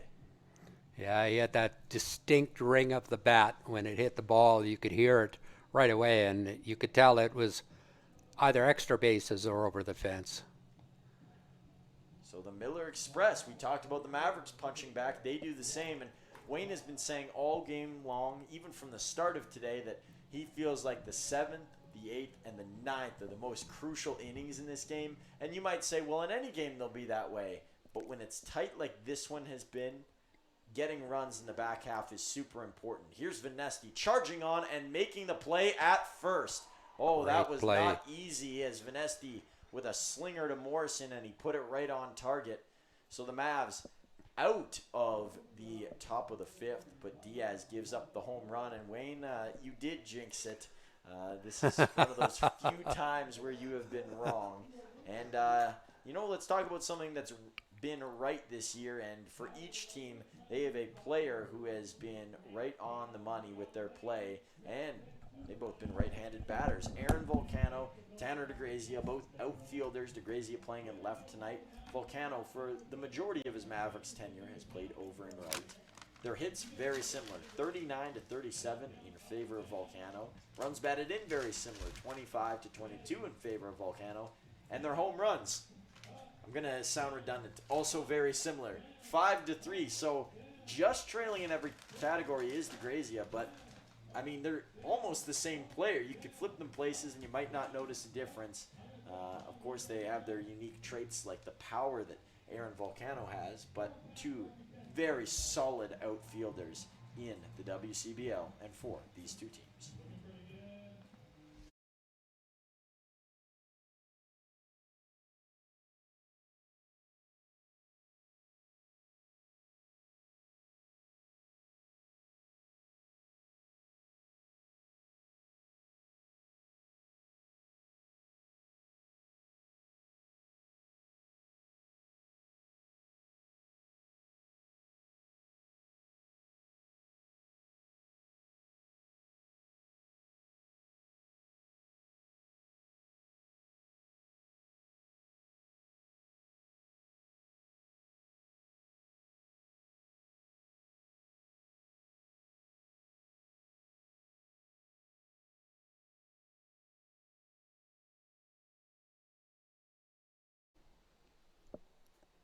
So the Mavs once again trail. It has been a back and forth affair here from Medicine Hat, and on the mound for another inning is Andres Zarate.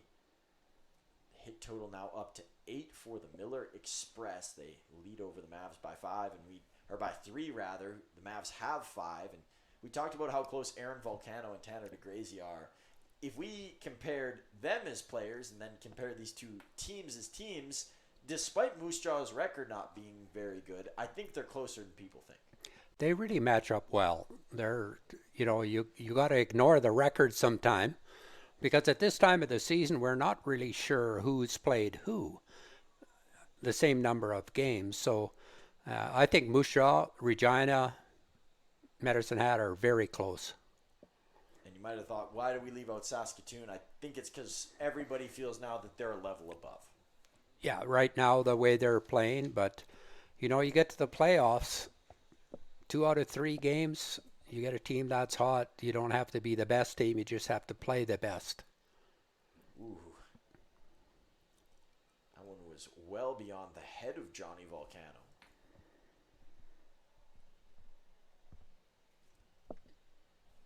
2-2 count here. Adam Volcano waiting on deck.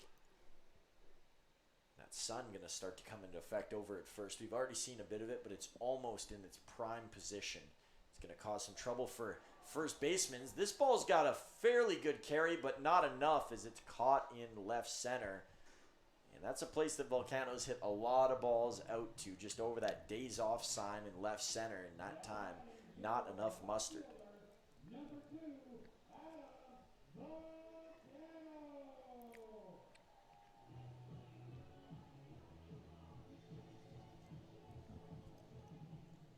Volcano steps up to the plate.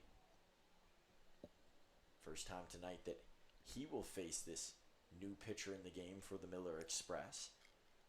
Zarate into the glove. And now he'll stride forward. That's a ball. Yeah, this game is just back and forth, back and forth. It's not really a speedy back and forth. It's kind of this slow, yes, yeah, methodical movement. Well, whenever a team comes up to bat, you're expecting them to score, but not score a lot, just score a run, maybe 2. There's only been 1 score or 1 half inning where 2 runs were put up on the board. Zarate's going to miss on all 3 of his pitches here to Volcano. Zarate's been a starter twice this year. He's pitched in 4 games, just over 12 innings in total.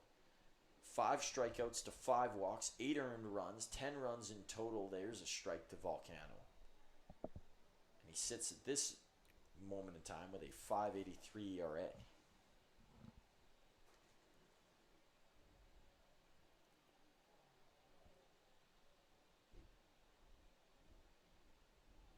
Swing and a miss there from Volcano.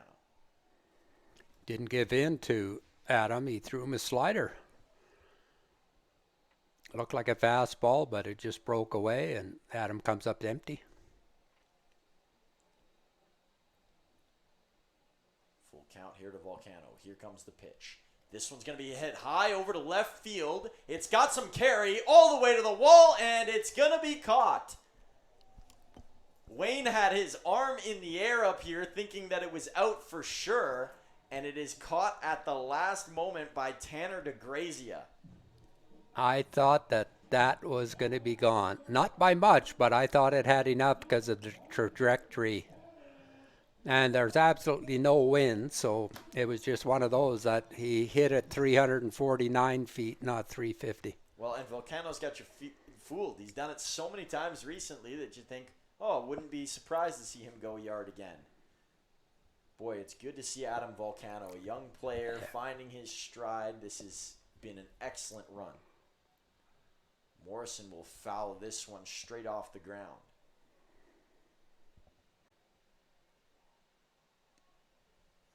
While Morrison bats, we'll give you a look around the rest of the WCBL and check in with what's going on.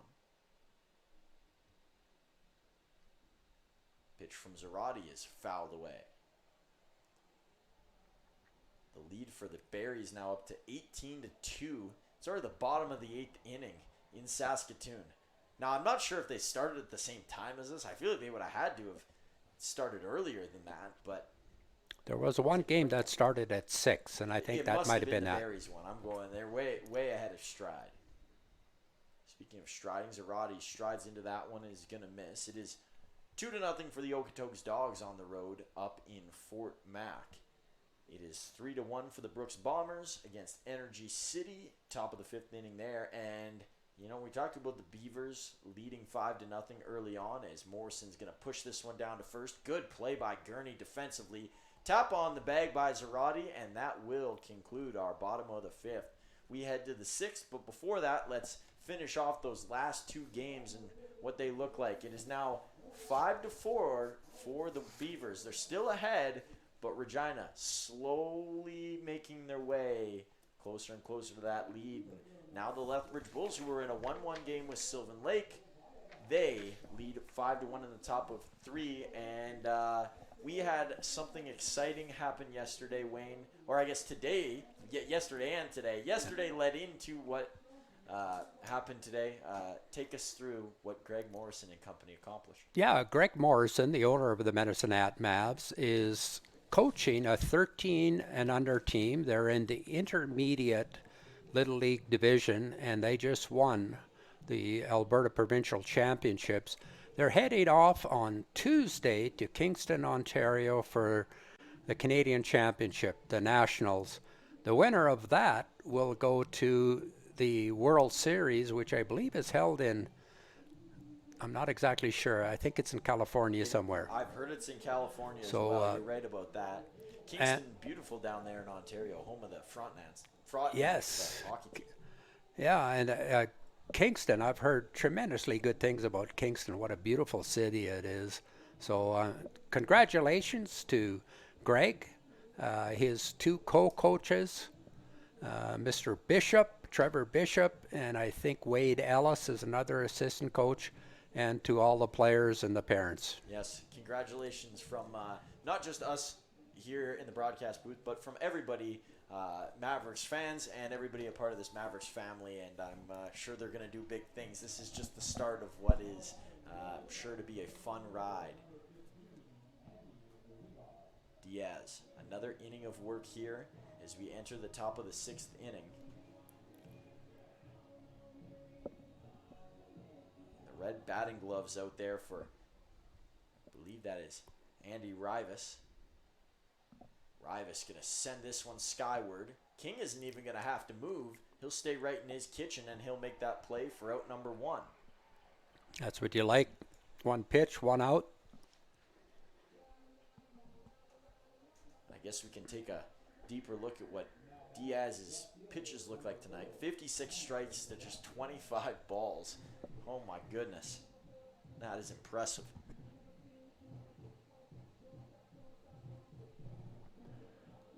There is action now in both bullpens. It looks like it's Ryan Harney down there for the Mavericks. There's a strike from Diaz.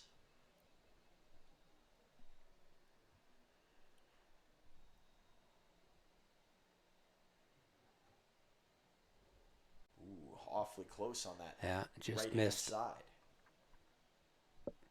Zeke Fair, the home plate umpire tonight, has been very consistent.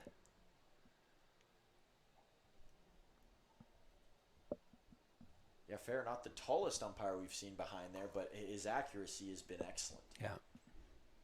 And I wonder if that's an advantage, being, closer to the plate. This one's going to be popped aside. Could be playable at first from Morrison. He's got a longer run than he probably predicted, and he's going to make the play.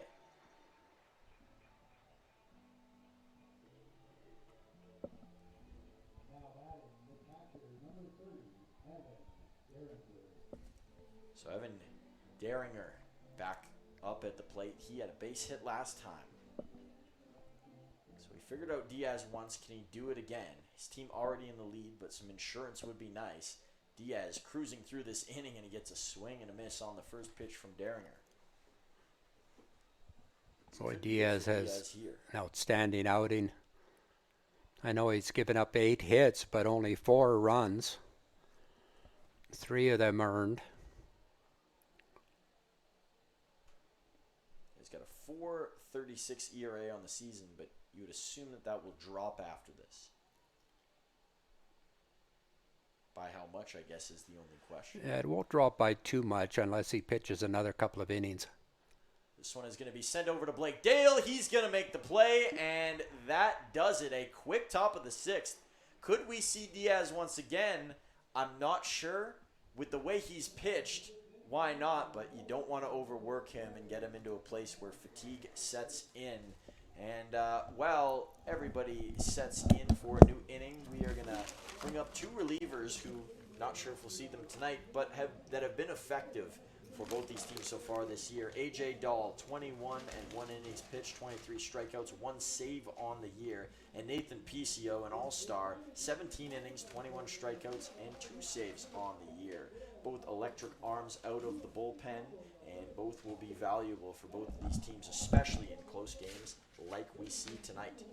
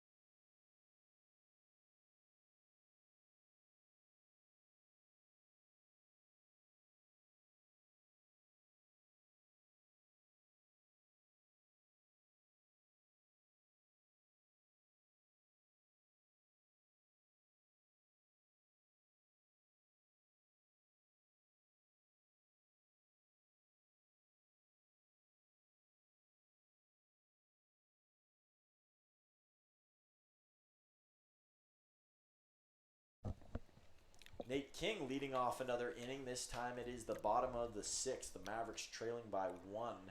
And it has just been a solid night at the plate for both teams. There's not been a whole lot that's been special. You've seen a hit here or there. Nobody's taken over this game yet. And large in part to the great pitching that we've seen. And especially the great recovery from both pitchers when things have gotten shaky. Yeah, and we've got Abe Alberg on the mound now for Moose Jaw. And if that name's familiar to you listening, other than if you're listening from Moose Jaw because you've seen him all year, he was actually in the lineup last time these two teams played, but as a position player. Yeah, he played third base the other night when he was here.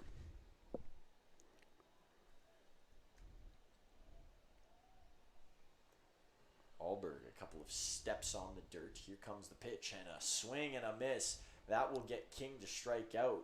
And a good way to start off your morning here for Alberg.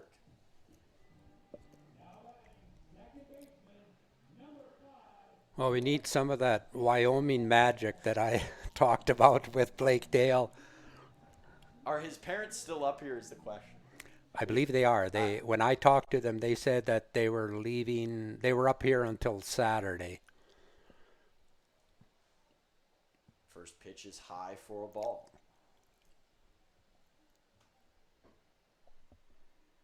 Well, Wayne, what a storyline that would be if he does it again.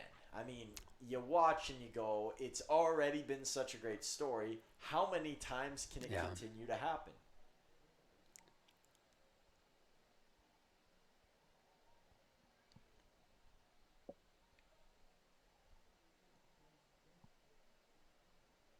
Dale will step outside of the batter's box. Get ready. Alberg's already ready to throw on the mound here. Here it comes from Alberg. It's going to be high. Freeman on deck.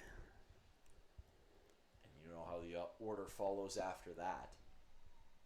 With one out, it would be big for Dale just to even get on base here and allow some of the Mavs big hitters to go to work. And he's going to swing and miss there. Alberg's firing in missiles. Yeah, he's just got the fastball up in the zone where Blake Dale can't get to it. And Alberg, I think, is going to step aside. Somebody moved first, and time will be called.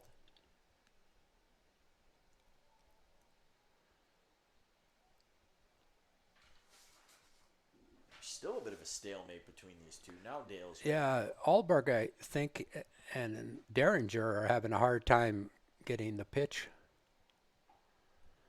And a wild stepping motion there, a galloping motion, so to say, from Alberg as he ran off of the mound. Well, it's a full count. Blake Dale just wants to get on base. He'll take a walk.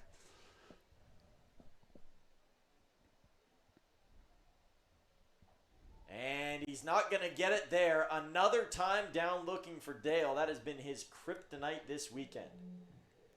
Yeah, that was a great pitch right on the corner. A good fastball. Not much Blake Dale could do with that. He could try to fight it off, but Alberg's got some velocity on his pitches. It's not just coming in there floating. It's got a little giddy up. Speaking of kryptonite, of course, we mentioned off the top of the show that it is superhero night at Athletic Park, and wanted to touch more on the story of Dominic Strong. We've talked about how it came about, but now it's become trying to help other families who are in that same thing same situation that the Rooneys were in before, and that's what this day is for, raising money for the Alberta Children's Hospital. We saw Reed Hines throw out the first pitch to open tonight. He's relied a lot on the Alberta Children's Hospital, and it's been an important part of him being able to be out at a game like this tonight. And it's the stories that are shared and the education that can be shared via a night like this that is why it is so important. And I think it's great that we have such a big crowd out here tonight, and that all these people can take in some of the knowledge that the Rooneys have to share, and also donate to a really good cause. Yeah, the Alberta Children's Hospital is in Calgary, and it's a fantastic facility. And the exact charity that the money is going to tonight is via Extra Life, which is a gaming charity, and of course that through the Alberta Children's Hospital. And Sean Rooney said that creating a legacy was really important, not just for their son, but for the disease that he was fighting, and that it's about helping others. It's not just about doing it for yourself. Yes, it can be beneficial and a part of your grief journey and getting through the hard times that they've been a part of. And it's worked out in that way, but everybody's journey is different, and Superhero Night is about giving back, and that is really at the top of his list in terms of what he sees this night is truly about. Freeman is going to be down here, and so he's going to head over to first base. Yeah, Alberg wanted that call, but that pitch was outside. It wasn't the same location as the one that got Blake Dale. It was close, but it was definitely a ball. So 1 on for Aaron Volcano. Volcano is 2 for 2 tonight with a walk. Has a double and a single.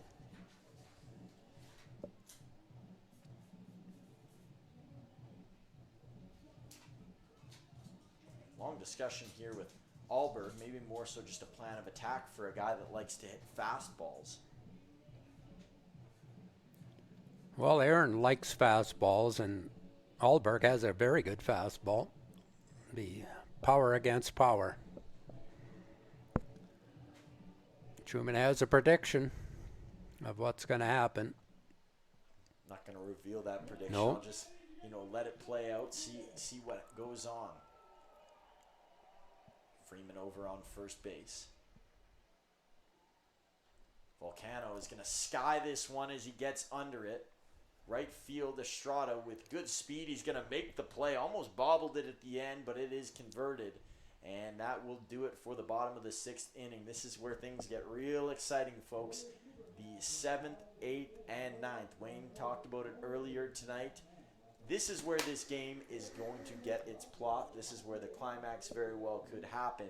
And I'm even going to narrow it down more. Okay. It's going to be the 8th and 9th inning, The not eighth the and 7th, ninth. So the 8th, 7th 9th. is no longer important. You can stay away. Just kidding. You want to be here for this. And you also want to be here to learn a little bit more about the Moose Jaw Miller Express and who some of their elite hitters are. We've talked about them a lot tonight, but the Miller Express, they have been hot down the tracks this year, and their team is all aboard. Austin Gurney, 57 hits on the year, a 390 average with 44 RBIs. He's a 3-time All-Star. That is a feat that's been achieved very rarely in the WCBL, because playing at a high level for 3 years and then playing 3 years in this league, those are two things that are very tough. William Edwards, a first-time All-Star this year, 52 hits. He's right behind Gurney. 369 average. That's near the best in the league.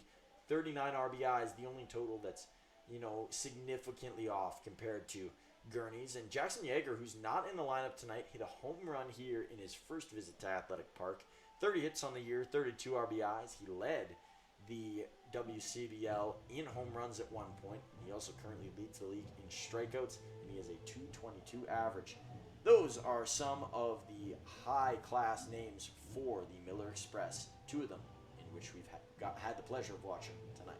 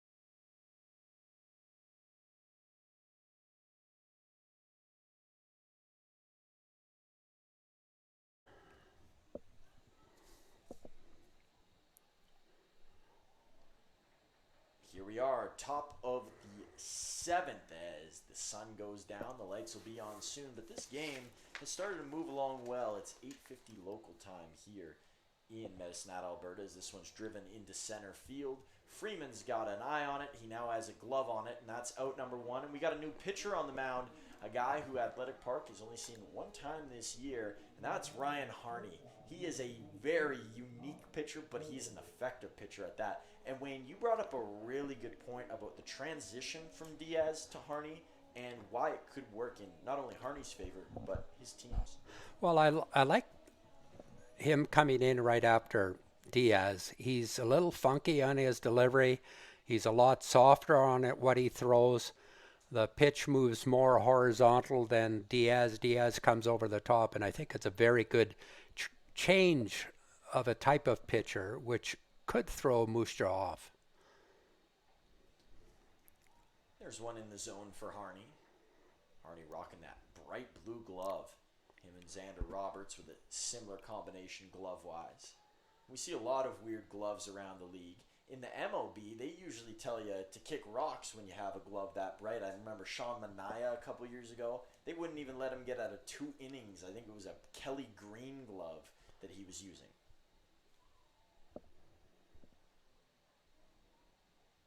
Soto right up on the plate. His back foot is just about out of the batter's box.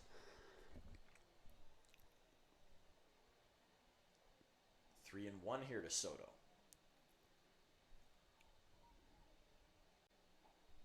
And it is going to be a walk. Harney doesn't walk a lot of batters. He's usually right in the strike zone. So it'll be one on and a dangerous one on with the speed that Soto's got.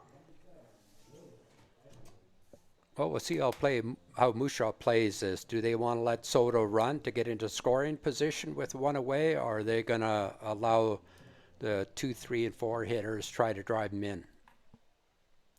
I think with Edwards up and Gurney on deck, I don't think you want to waste having Soto as an automatic on the base path right now with guys that can smash the ball. So you're predicting he won't run, or? I would be weary of sending him.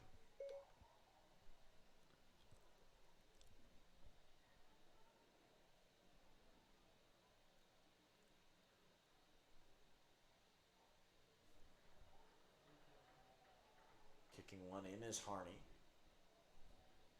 I like the way Harney took a long pause, made Soto freeze over at first base. Now he quick pitched him.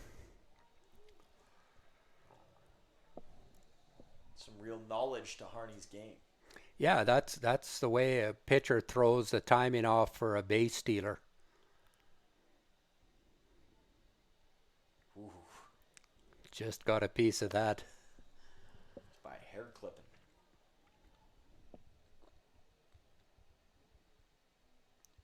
Edwards 1 for 3 tonight with that right center field double.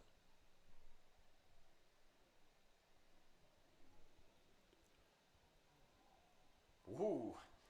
Soto almost got caught in the dirt there. A little bit of quicksand on his way back.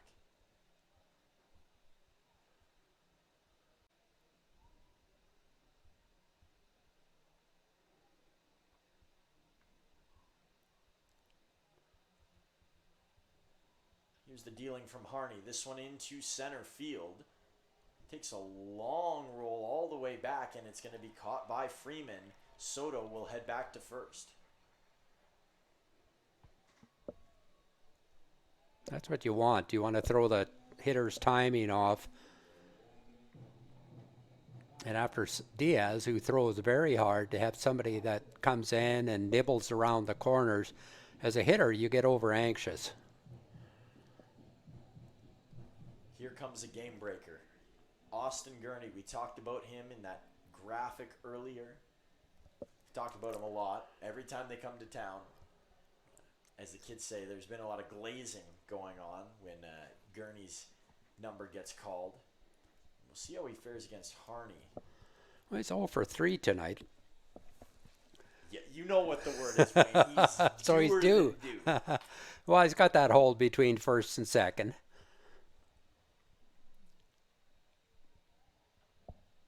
This one's fouled aside. Now, I do want to take it back to a couple years ago in the playoffs where I believe Gurney was 0 for 4, 0 for 5 in a game. This was when Moose Jaw was the outstanding favorites to go to the finals, and the Mavs pulled off a miracle upset. They almost didn't have enough players to field the team in most games. Everybody who was on their team was on the field, and Gurney struggled in that series. Couldn't get anything going, and it affected them, and it was probably part of the reason why they weren't able to get past the Mavs. Well, I think you were saying that they missed a lot of players there at that time, didn't they? Like Mensick left early, and that was 2 years ago, if I recall. It was. Yeah, 2023. Our first year ever up in this booth as a tandem. Was it? It was. Jeez, it seems like we've been up here forever, Truman. 3-1 is a count. Now, do you give in to Gurney? I don't think you want to give him a fastball here. Harney gets forward, and he's going to send one up into the air. Freeman is going to be under it, and Gurney with an aggressive throw of the arm guard. He is not pleased with the results that he has had tonight, and the struggles continue for one of the league's best, a guy who was maybe in front of the MVP conversation, but this night putting a hold on things, and Ryan Harney putting a hold on the Moose Jaw Miller Express offense.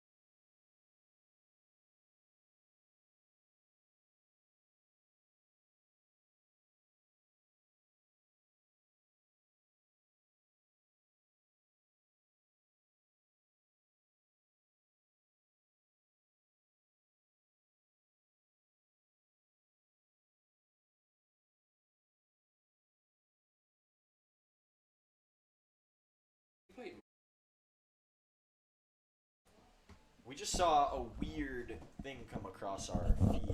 The Saskatoon Berries just posted that they had clinched a playoff spot. And I was going, it's so early in the season that there's no way they could have clinched a playoff spot. But one, the Saskatoon Berries are the elite of the elite. They are so impressive. And it turns out that we're already nearing August in many ways. And this season has flown by, and I've kind of lost track of time. So the Saskatoon Berries have clinched a playoff spot, and Tyler Vanesti's driven this one all the way into the deepest part of the park for out number one. He turns that over into right. Could be a different story. Yes. An out is an out in this case. But back to what I was saying about Saskatoon. It is unbelievable, and congrats to the Berries for, I guess, clinching your spot. Well, we just did a quick check, and there are 22 games ahead of the fourth place team, and there's only 21 games left to play by Weyburn, so Weyburn couldn't catch them. So they're automatically in Saskatoon. And I believe the Mavericks are maybe 14 and a half ahead of the Weyburn Beavers, so they can clinch very soon as well. I think the Mavs have 18 games to go after this one. So, a couple of the Weyburn losses in there, even beating Weyburn a couple of times, it'll lessen that number. But it seems as though the Mavs are going to be going back to the postseason. Roth into center field. Oh, a tough play there, and it is converted. Yeah, good job by Edwards. Yeah, the Mavs need to win this game, though. That'll help their cause for clinching. right now they need to get somebody on base. Well, and those 2 hits usually would get someone on base. 2 good strikes from both Roth and Vanesti, and neither drop into fair ground. Yeah, Roth hit the ball very hard. Here's a guy who hits the ball hard, Johnny Volcano. See Alberg on the mound. Alberg's worked well since he's entered. Gonna send a strike Volcano's way.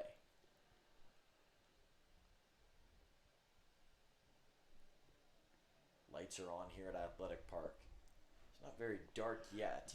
No, it's... Did he go? They're going to check over at first. They're going to say that he did.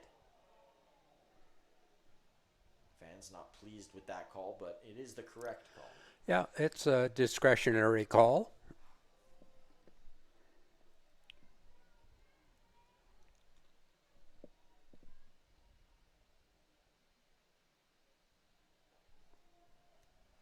That one's up on the top shelf there to Volcano. Bit of a waste pitch there from Alberg. He didn't need to rush it. Yeah, I think he might have been trying to go high, but that wasn't a competitively high pitch. You want it lower than that. You want the hitter to chase it, but there was no chance of chase on that. Volcano. This one over to center field, and it's going to drop for a base hit. So that one with a little less carry compared to Roth's, and that's the margin in this league. A hit like Roth's is so similar. Positioning-wise for Edwards, he's in a similar spot, but it's a step or 2 different. Yeah, and Roth just hit his too hard. It hung up in the air a little bit too long. Can you imagine the celebration if one Volcano pushes the other one home to tie this game late? Can't imagine the antics that these two would get up to if that does happen. I'm sure the whole team would be going crazy. What's that jump that you've been calling it down there? The jump bump? The jump bump, and that one is going to slide under the bat of Adam Volcano. Volcano almost found one deep. It was headed towards that back wall, and it stopped up right before it. It did.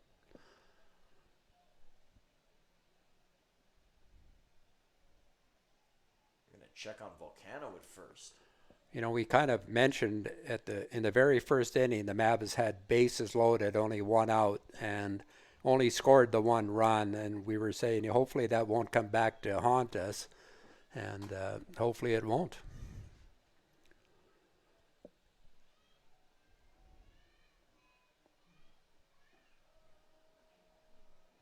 That one's down low.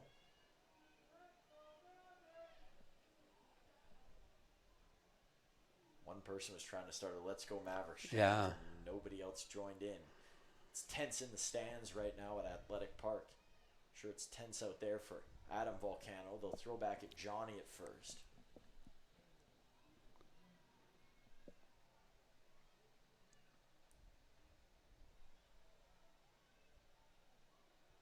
Well, it'd be great to see the fans have something to cheer about.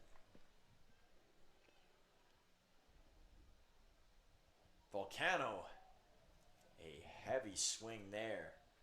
And he's behind 0-2. Or 1-2 rather. I was Yeah, looking it's at the 1 wrong and 2. scoreboard.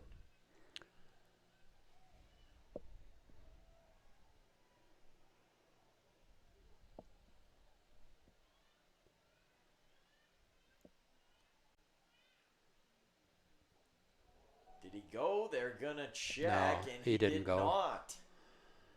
Ooh, that was awfully close. Yeah, all the infielders were trying to sell it to the umpire. I didn't think he went.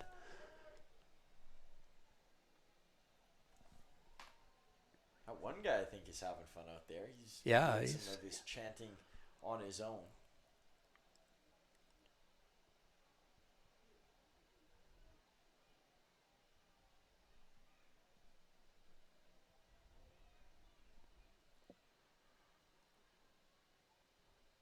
Here comes the throw. Swing and a miss.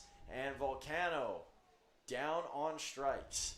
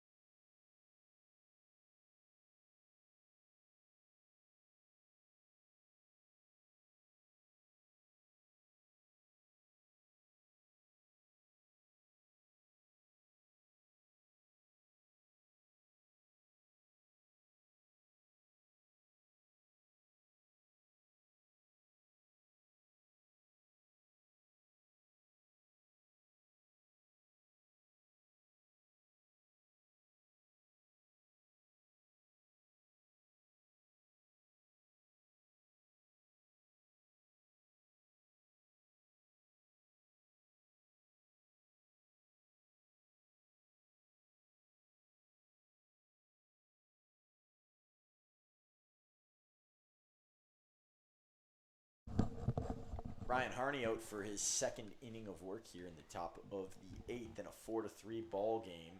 One is going to slide low, so it'll be ball number 1.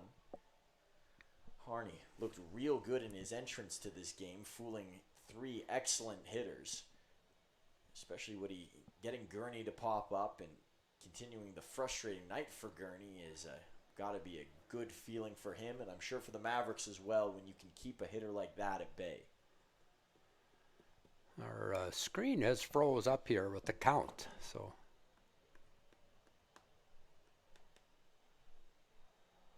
Hopefully we'll have that fixed up, and wrapping that one up is Morrison, out number 1 over at first base.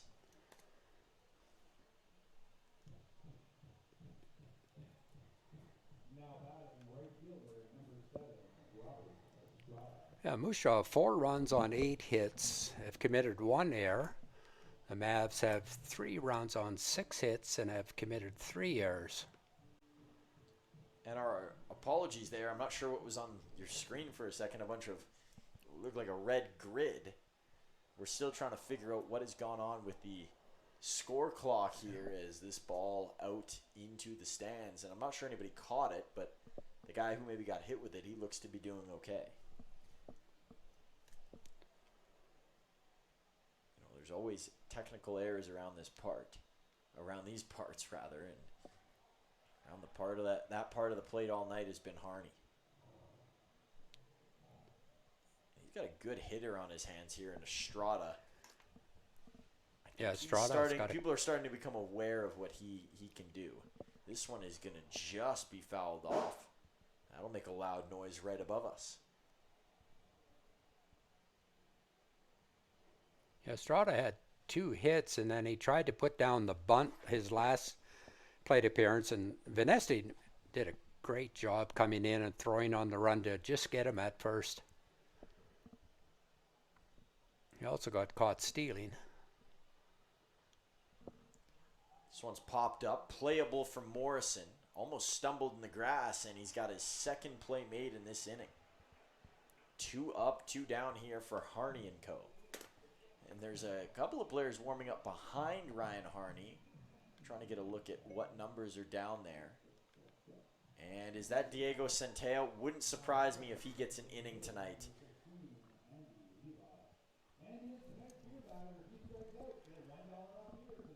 Harney doing an excellent job with his mixture of pitches. First pitch here to Rivas, and that is a strike.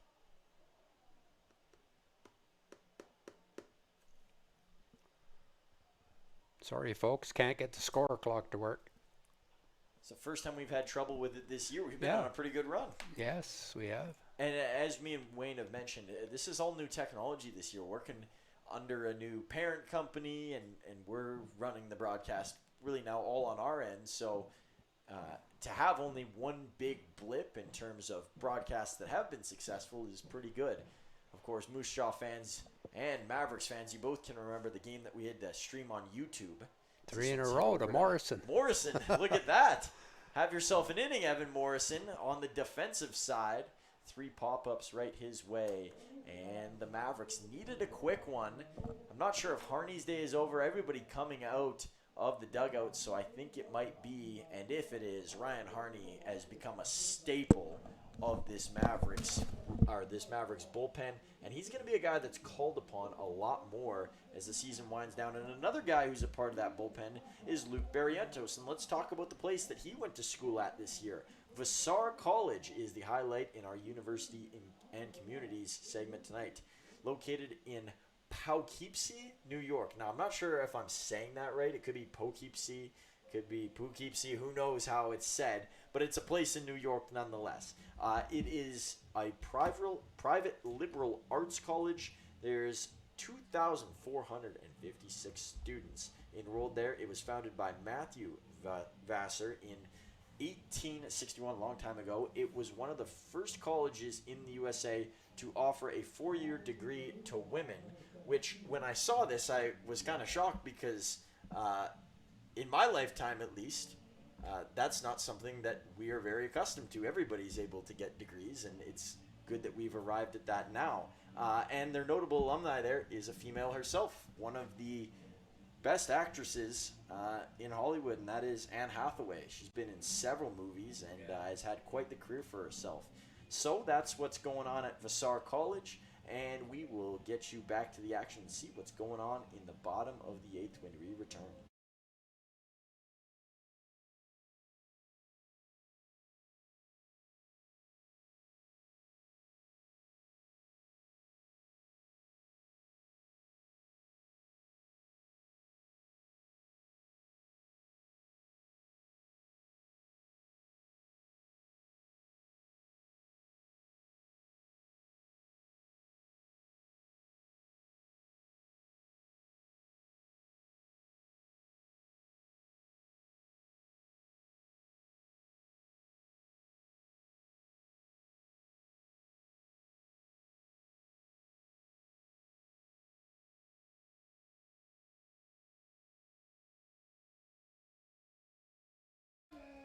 Evan Morrison had a big-time moment last year against the Moose Jaw Miller Express. It was his first ever WCBL walk-off with a hit into right field that won the Mavs the game. These two played a lot of close games last year. This one, no different. 4-3 as we are in the bottom of the 8th inning. This time Morrison looking for a little bit more magic.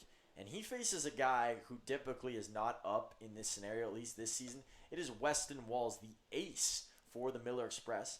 I could have sworn that he pitched like 2 nights ago, but he's in this game, and they're going to try and use him to maintain this lead. Weston Walls, an all-star this season, a veteran presence on this Miller Express squad. He's pitched here 3 times this season. It's more than any other player. Ooh, Morrison jumping out of the way to avoid that pitch. Again, folks, if you're watching at home, we have no score clock on your screen. Everything seems to be frozen up. Can the Super Mavs have a super inning here in the bottom of the 8th? Well, they need a base runner, first of all, or a couple of base runners. That one's going to bounce off a shin guard and wide. Favorable count for Morrison.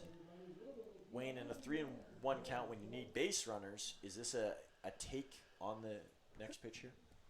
Normally it would, but Morrison's a home run hitter, and he's got the power, and you'd rather him hit it over the fence than just take a walk. Morrison's going to foul that one. Ooh, ducking out of the way there was the coaching staff of the Moose Jaw Miller Express.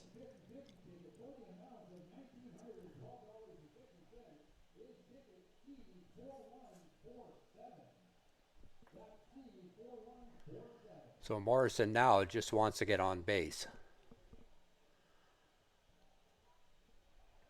He's going to keep himself alive here against Walls. 50-50 tonight, $1,972. That'd be a nice little pot to walk home with.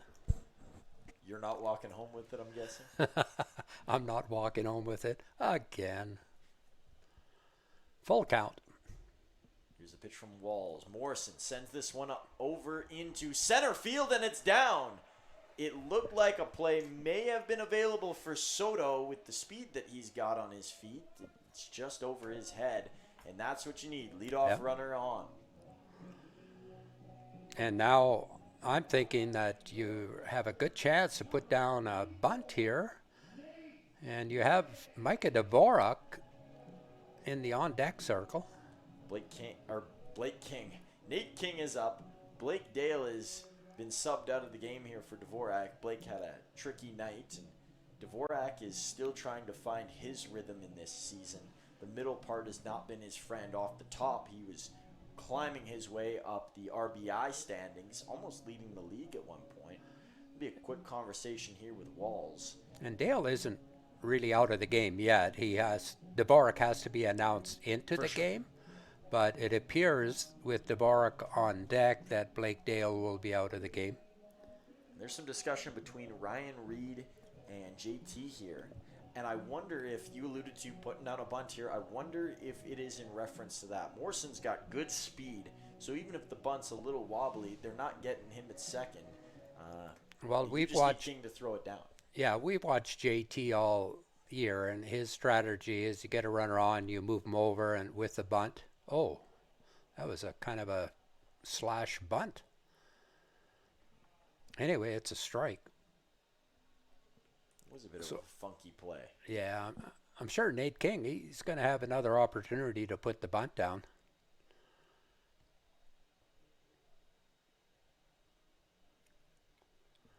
He should try to bunt it to first base. First baseman has to hold the runner. And that one's going to go foul, so take the bunt out of play. Yeah, we need to execute that.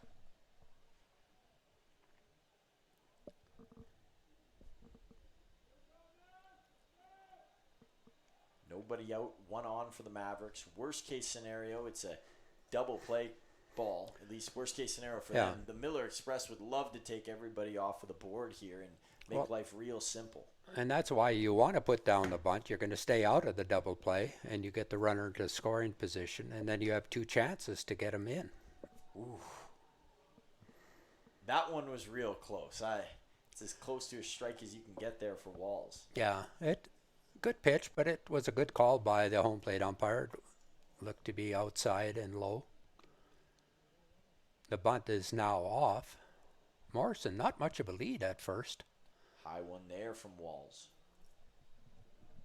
Now it's up to Nate King to still have a competitive at bat.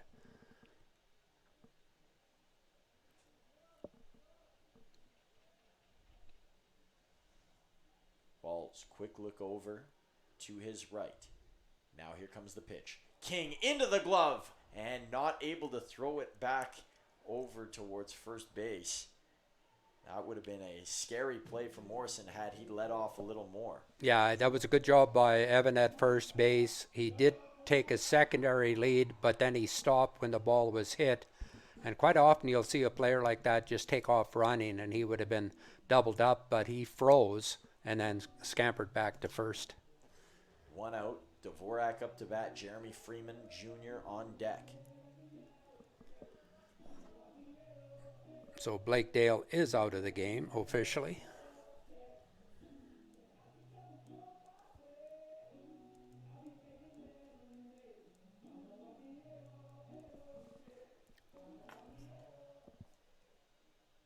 Morrison still over on first base, and that is the Mavericks' key. Trailing by one. Dvorak won't swing, but he's hit with a strike anyways.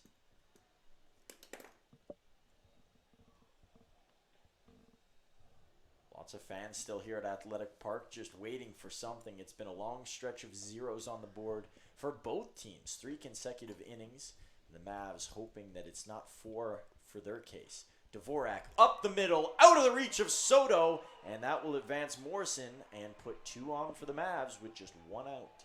Good job by Dvorak getting a pitch. He could drive back up the middle. He's got a single. You know, Jeremy Freeman Jr. has been getting interviewed a lot lately. He can't stay away from that place because he's had so many good plays. Well, he might get called back for another interview tonight if he does something big here. Right now, Jeremy just has to stay within himself. He doesn't need to be a superhero. Just get himself on base, and that'll move the runners up. If he scores a run, great. Would we like to see a home run? Absolutely. A gapper? Absolutely. But we're in a very good position now in the bottom of the 8th.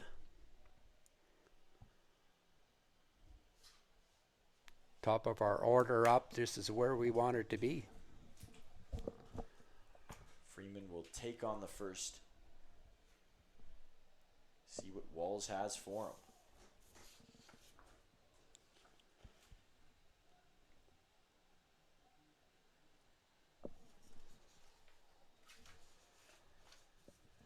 Freeman fouls that one off the end of the bat. Nathan Pizzio warming up in the Moose Jaw bullpen. Local boy from Moose Jaw.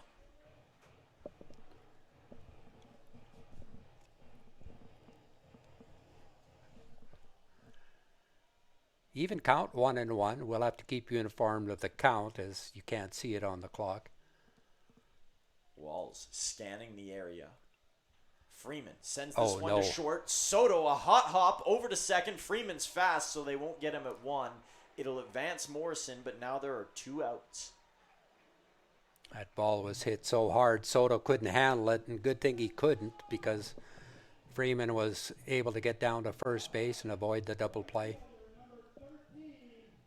Signals being shouted out from the catcher.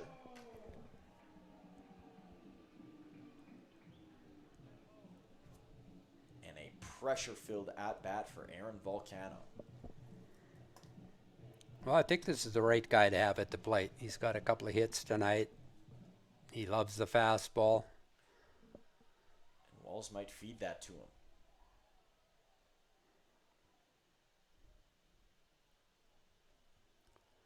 We threw him a curveball. Fooled Aaron a little bit. I think he was thinking there, first pitch Yeah, he was fastball. looking fastball. I'm not sure Walls is going to give that to him now after seeing Volcano's plan of attack. Well, it's always cat and mouse between the hitter and pitcher. And a swing and a miss. Off speed again for Walls. Yeah, he's got that good, sharp, breaking curveball.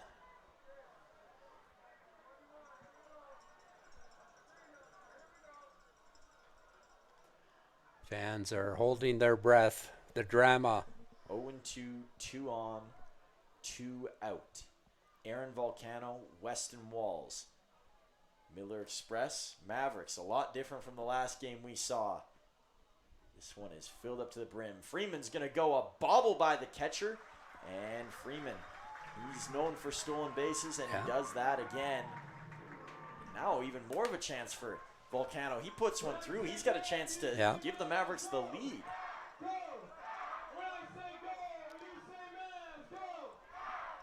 Yeah, what an exciting 8th inning we have here, folks.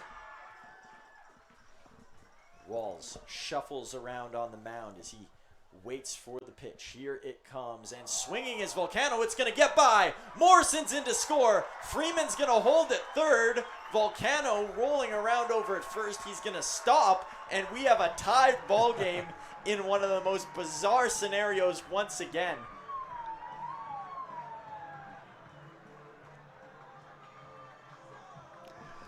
Yeah, Walls gets a strikeout, but he threw it. He spiked it into the ground, and it got past Derringer. And Volcano just took off for first. He knew that was his only play, and Morrison read it well and scampered home. And maybe the swing by Volcano was a bit distracting for the catcher, Derringer, and I think it could have fooled him. Yeah, it definitely bounced, and Derringer, especially on a curveball, it was a curveball. Those balls can bounce either direction. It's not like a fastball that's right in front of you. And Derringer had no chance on that wild pitch. 2 out. The lead run over at third base in the form of Jeremy Freeman Jr., Tyler Vanesti up at the plate. A guy that is built for moments like this. Score is tied. The hits are tied. This is a great game, folks. I'm sure you're tied to your seats right now, too. Count is 1-0.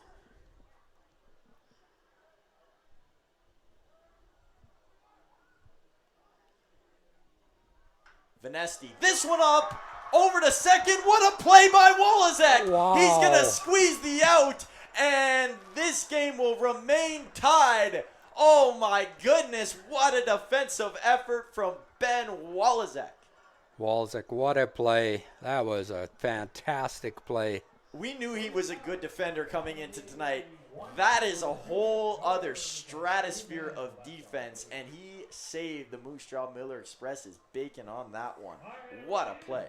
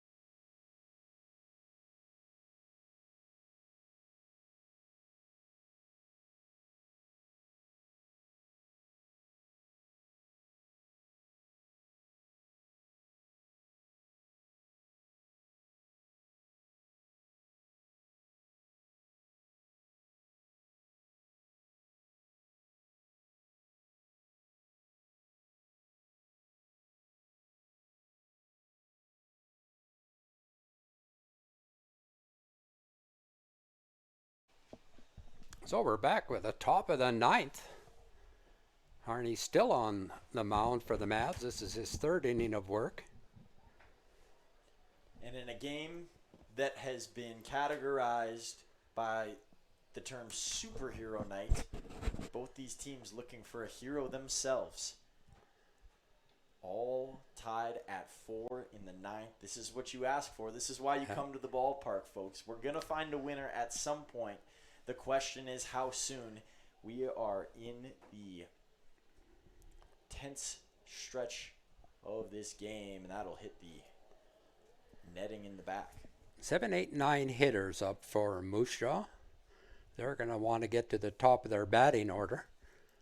Tanner DeGrazia, Evan Deringer, and of course, the reason that the Mavericks don't have the lead at this time is Ben Walizek. Yeah. See if he can change things over with his bat as well. Here's one that's going to be popped up. No play available for Morrison, who made a boatload of them last inning. 3 consecutive F3s.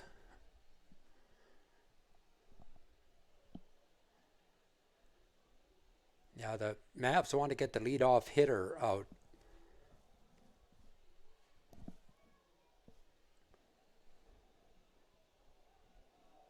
Harney not able to paint it.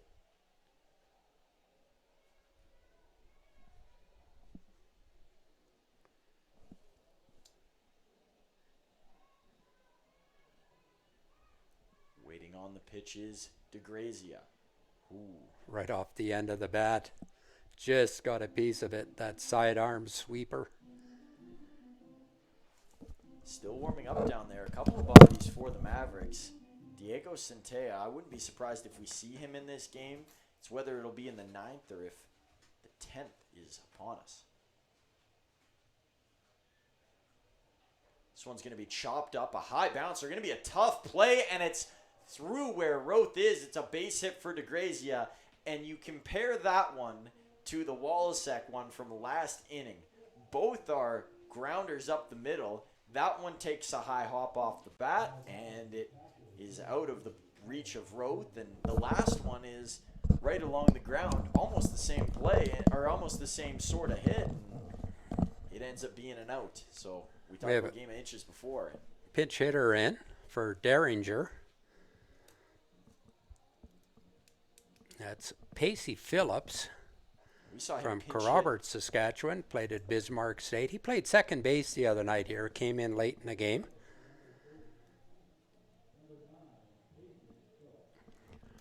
Young fellow who attended the Badlands Baseball Academy from up in Oyen. His head coach was Nolan Rathai. Attendance tonight, 1,603 fans. On this beautiful Saturday evening, isn't it? It's Saturday. One of the higher totals of this season, fans. Yeah, we had 2,200 once and 1,900. But I think this is right up there. So Phillips is a very good bunter. Not happy with that call.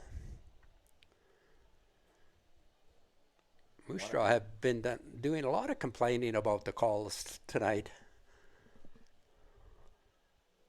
There's a bunt that will go foul, and King out there using his helmet as a wind device. So Phillips not able to put down the bunt now. Well, we had the problem with that last inning. Nate King couldn't get the bunt down when Morrison got on. Looks like Phillips might be bunting again. Yeah, he is. And this one is going to get down. Harney Nobody back at to third. first. Nobody was covering third. Finesti had creeped all the way in there. So JT's execution was there. there. Harney, I think that Centella is about to come into this game. He looks like he's ready down on that left-hand side. Well, I think Harney is a tremendous pitcher once through the batting order, and he's going to start seeing guys the second time around, and he's done a great job.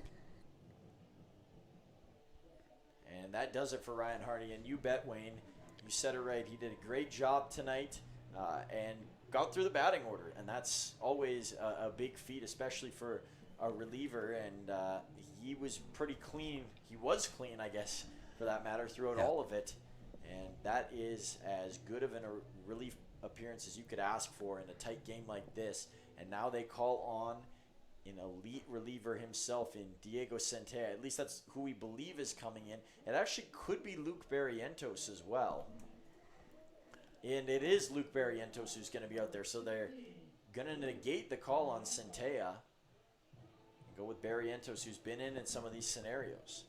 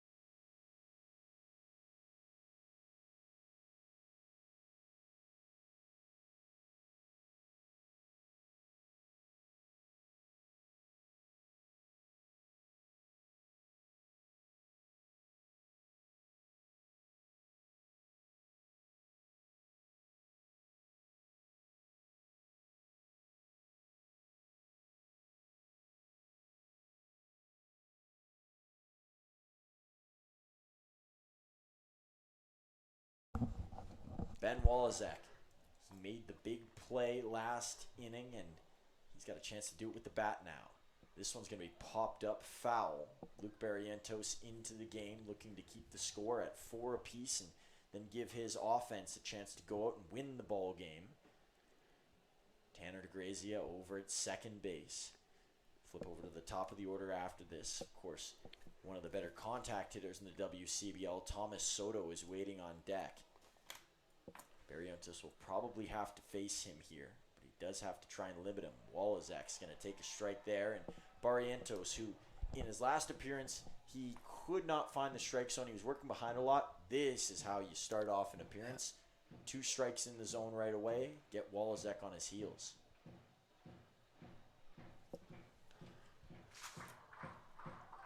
Here comes the throw, and it's going to be up high for ball number 1. The Mavs will have Roth, Volcano, and Volcano coming up in the bottom of the 9th.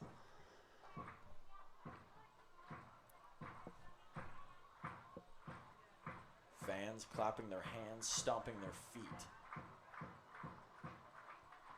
Here comes from Barrientos. Ooh. Awfully close on that edge. Yeah. That curveball just didn't break enough over the plate. The fans wanted the call. Good call by home plate umpire. 2-2. Barrientos looking for a strike. Here comes the pitch. Yes, And he he did. got him. Walizek is not happy about it. And that is out number 2. Luke Barrientos. A great start to his day on the mound. Well, he complained the first time he got called out as well. And, you know, sometimes you just have to tip your cap to the pitcher and quit worrying about what the umpire has done. We talked about the moment a night ago for Blake Dale with his family in the stands. The same now presents itself for Thomas Soto. His parents came into town, Yeah. kind of hadn't really planned it. They end up showing up. Bit of a surprise, I believe, and now he's got a chance to surprise them with a big play, trying to drive in Tanner DeGrazia over at second base. Luke Barrientos trying to make sure that the storybook ending here for Soto doesn't happen. He's looking to snatch the pen for himself.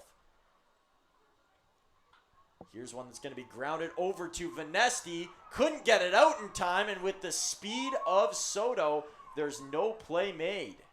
Yeah, he slipped on his back foot, got onto the grass, and as soon as he tried to plant on the grass, his foot slipped. Good thing that he kept it on the infield. At least the runner didn't score. An unfortunate situation for Barrientos and for Venesti, because Venesti does have a great arm. He would have threw him out from back there had he not slipped. And Venesti's a competitor. He will not be pleased with the result there, but he can't fault himself. It wasn't a mechanics error or anything that he did wrong. It was the ground giving out on him. There's a strike from Barrientos as he says, I got you, TV. I'll get back in the strike zone and try and make things happen. But William Edwards from New South Wales, he has been a great player for this Miller Express squad. Can he add a big-time moment to his resume? Runner going to go in Soto. Good play there by King to keep it ahead. As we just saw prior, that ball gets passed, runner can come in to score, and that's how this ball game's tied. Well, then with Venesti going back to that play, he had to give ground on it. He couldn't come in to play it, and that was a high hop. It just took him too far back, and he just couldn't get his feet underneath him. Austin Gurney is on deck. 2 runners in scoring position. So a little bit of insurance if Williams can put one in. It's hit over towards second. He's going to boot it. It is into the outfield, and that is going to score 2 runs. The Miller Express have the lead. Went right underneath his glove. A shocking turn of events. It looked like it was a routine play for a guy who's been solid as ever at shortstop. In Carter Roth, not his natural position, and you can tell he's in quite a bit of shock out there. Yeah, it's an unfortunate situation. That's baseball. Players make errors. Umpires miss calls. Pitchers walk batters. That's the name of baseball. Austin Gurney up to the plate with 1 on.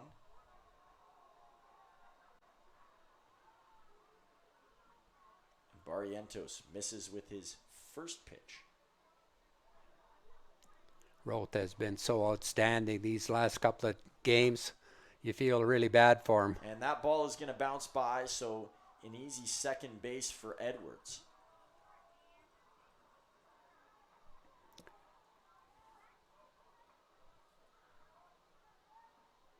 Yeah, Barrientos got the ground ball that he needed to get out of the inning. A little bit of misfortune for the Mavs.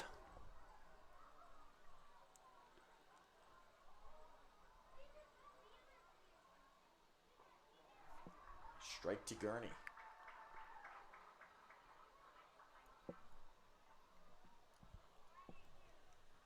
There is a dead silence over the crowd. Yeah, it's pretty right now, quiet. Just a bit of shock. It's like the air was let out of the balloon. Gurney, long swing there, and the count is now 2-2. Barrientos working his way back.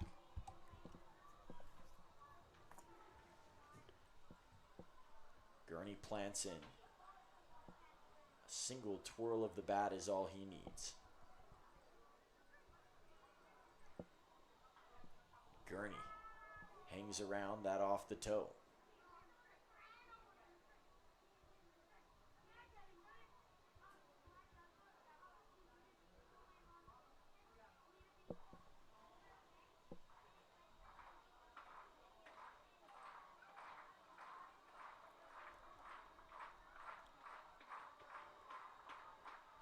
High one to Gurney. It's a full count. You know, walking him isn't the worst thing that'll happen if he does get on to first. And Signs is a fine batter behind him, but you don't want to give Gurney something down the middle that he can just hammer away if you're Barrientos.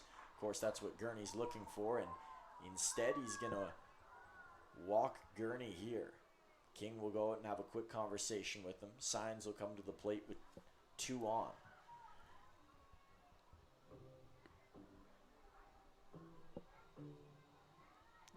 Signs as the only home run in the game. If you hit another one out here, it'd feel like you almost put this one away. Yeah, it would be really hard coming back from, 5 runs. 2 runs is going to be a big feat, but 2 runs is doable.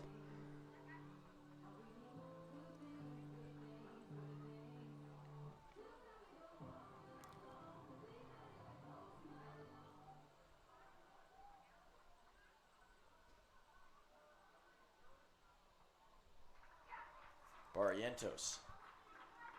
There's one in for strike number 1.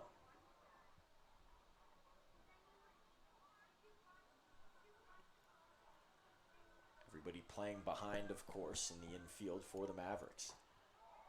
Barrientos back to back in the zone.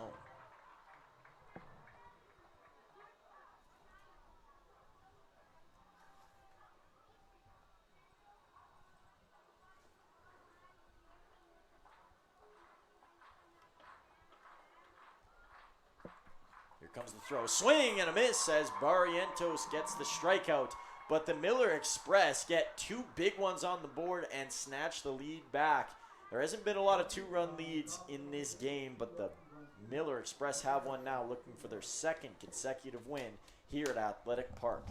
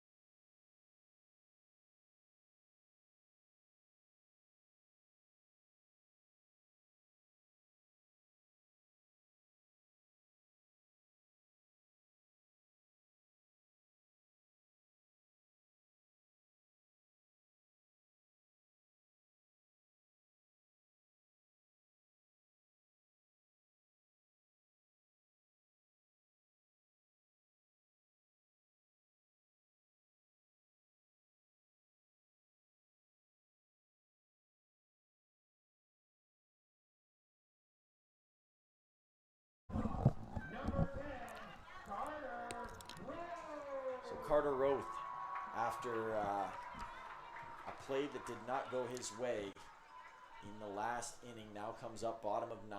Mavericks trailing by 2 with a chance to maybe pull it back. It's going to be ball 1.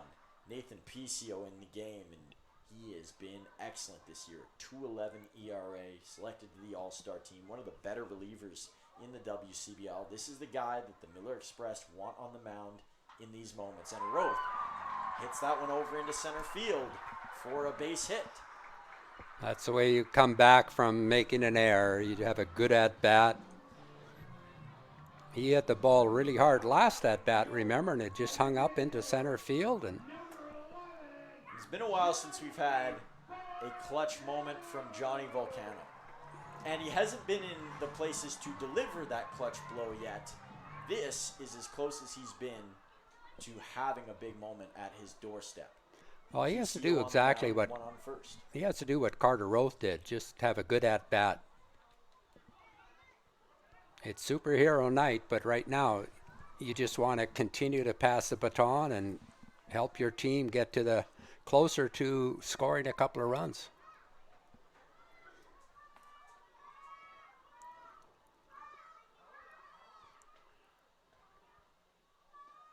Good take. 2-0, And that's what you want from Johnny right now. Don't get over anxious. You got a good hitter's count now. Look for that fastball up in the zone. You got to leave being anxious to the fans in the stands. When you're out there, just play your game. Here comes the throw. Volcano, a long swing and a miss. He couldn't catch up to it. Yeah, that pitch was up in the zone. Is probably one you want to take.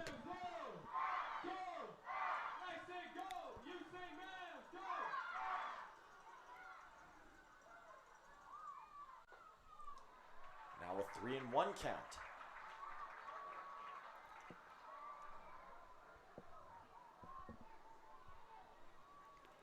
Do we have it? Do we have it? A comeback, Truman. I don't know. The game's going to write itself. Yeah.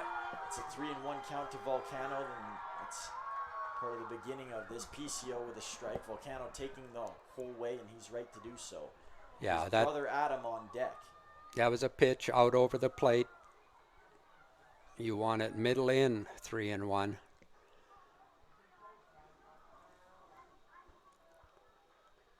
Good take. Volcano fired up with the bat fling. 2 on for the Mavericks. And Adam Volcano going to talk to JT. And it looks like there's a pinch hitter coming into the game. They're going to bring Jaden Babiuk into the game. Adam Volcano He'll be bunting. Babiuk's a good bunter. We talked about it a lot, and his job is to get the bunt down. Eric Marriott heading out to the mound. He wants to have a talk about the strategy, who's going to be covering what. And JT and Ryan Reed are going to head out and have a talk with Jaden Babiuk. I mean, Jaden Babiuk's been involved in his fair share of clutch moments. A lot of the time as a runner on the base path. He's come in as a pinch runner in extra innings. They put him on second all the time last year when he wasn't in as a position player to start most games. Well, this is a moment for Babiuk to just get the bunt down. And his job now is to bunt it to the third baseman.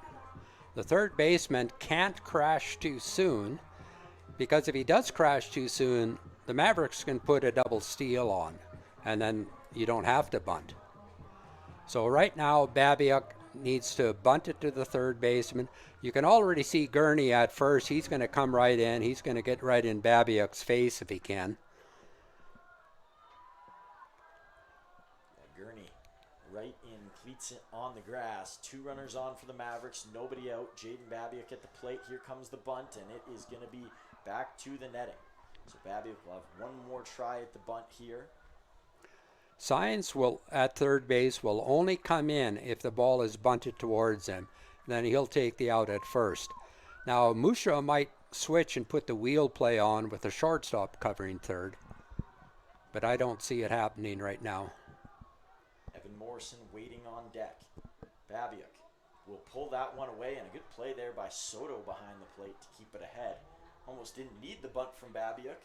Both runners may have been able to scoot across with how slow that ball was moving in.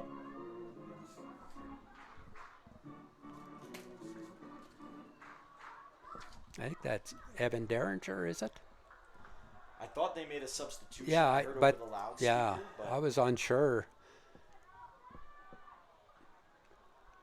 well, Derringer was there to start the game, but I think that's the number 20 down there. Here's the bunt from Babiuk, and it's backwards. So he will now be forced to swing.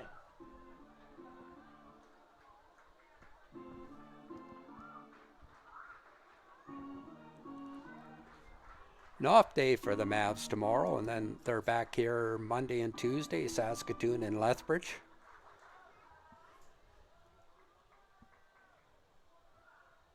Again, Babiuk can have a productive at-bat. PCO staring at Roth, and a jam swing there is fouled aside by Babiuk.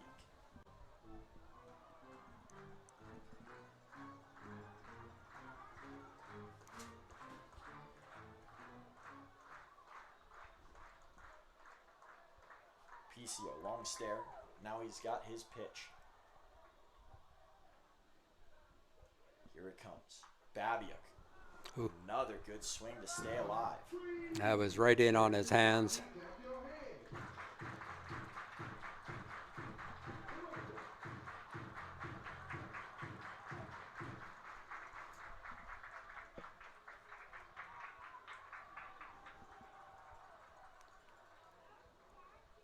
Babiuk, a swing and a miss, and that is out number 1. PCO with his first K of the night, so 2 will remain on for the Mavericks.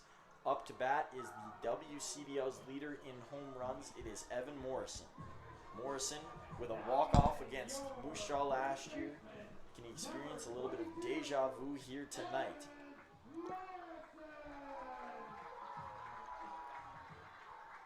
Well, it's a different situation now with 1 away runners on first and second.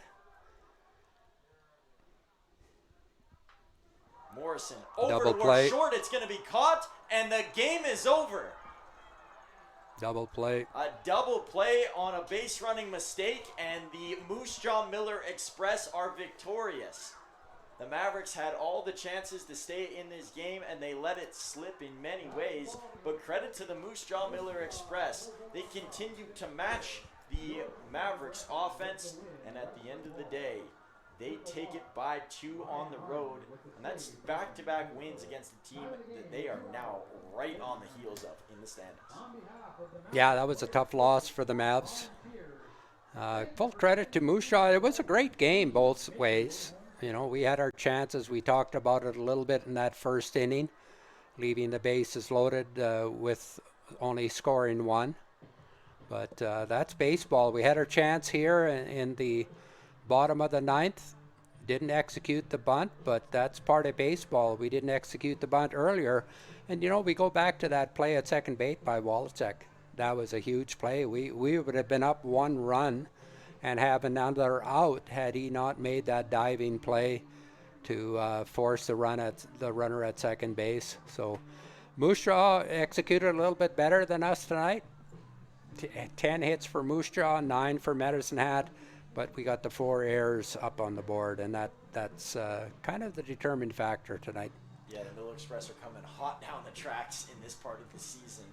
Something is flipped. I know their top couple of guys have continued to play the same sort of style, but it seems like their lower half of the lineup is now experiencing some production. Tanner DeGrazia was great tonight. Despite a couple of strikeouts on the defensive side, we saw what Ben Wallachek did. There's so many good parts to this lineup, and their pitching was right on par again tonight, and that's kind of been their falter early in the season.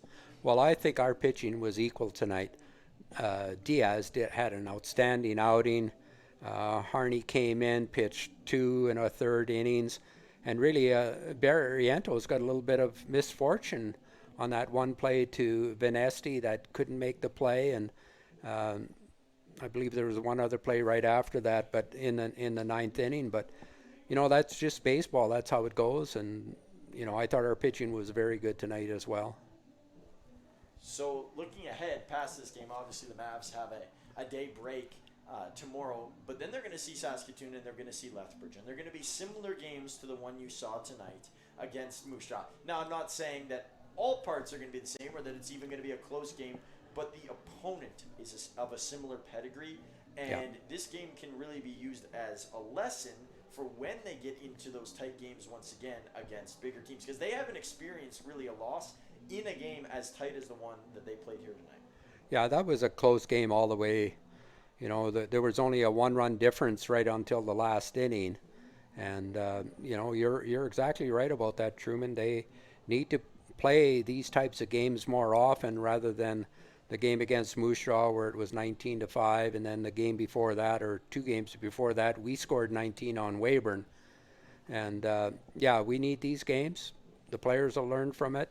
And I think the boys might be doing some bunting practice on on Monday before the Saskatoon game. Yeah, the bunts were not there tonight, and that's not the only reason they're lost. And I do want to revisit one thing. We didn't mention enough about how key those runners left on base in the first couple of innings were. Yeah. I mean, they had a couple opportunities with the bases loaded, and they got 1 runner in out of 2 times with the bases full. That's one that you look at and you go, that's where the game could have flowed this way or that way. Yeah, that's a game of inches, and Moose Jaw just had the things going their way. This was a much better game than the game before when Moose Jaw was in here. We didn't do anything right that game, and Moose Jaw did everything right. This is more a typical game that we're going to see between these two teams. We still get to play each other 5 times, so if we can have games like this, the winners are the fans. They get to watch games like this. Exactly, and we hope you enjoyed this broadcast on Flow Sports tonight. And I mean, if you're a Moose Jaw fan, you're really the real winners because you got to watch an entertaining game and you get your team winning. If you're a Mavericks fan, still a great game to watch. And if you're a baseball fan, why wouldn't you want to watch something like this every night? That's just about as good as it gets. So that does it from Athletic Park. Is the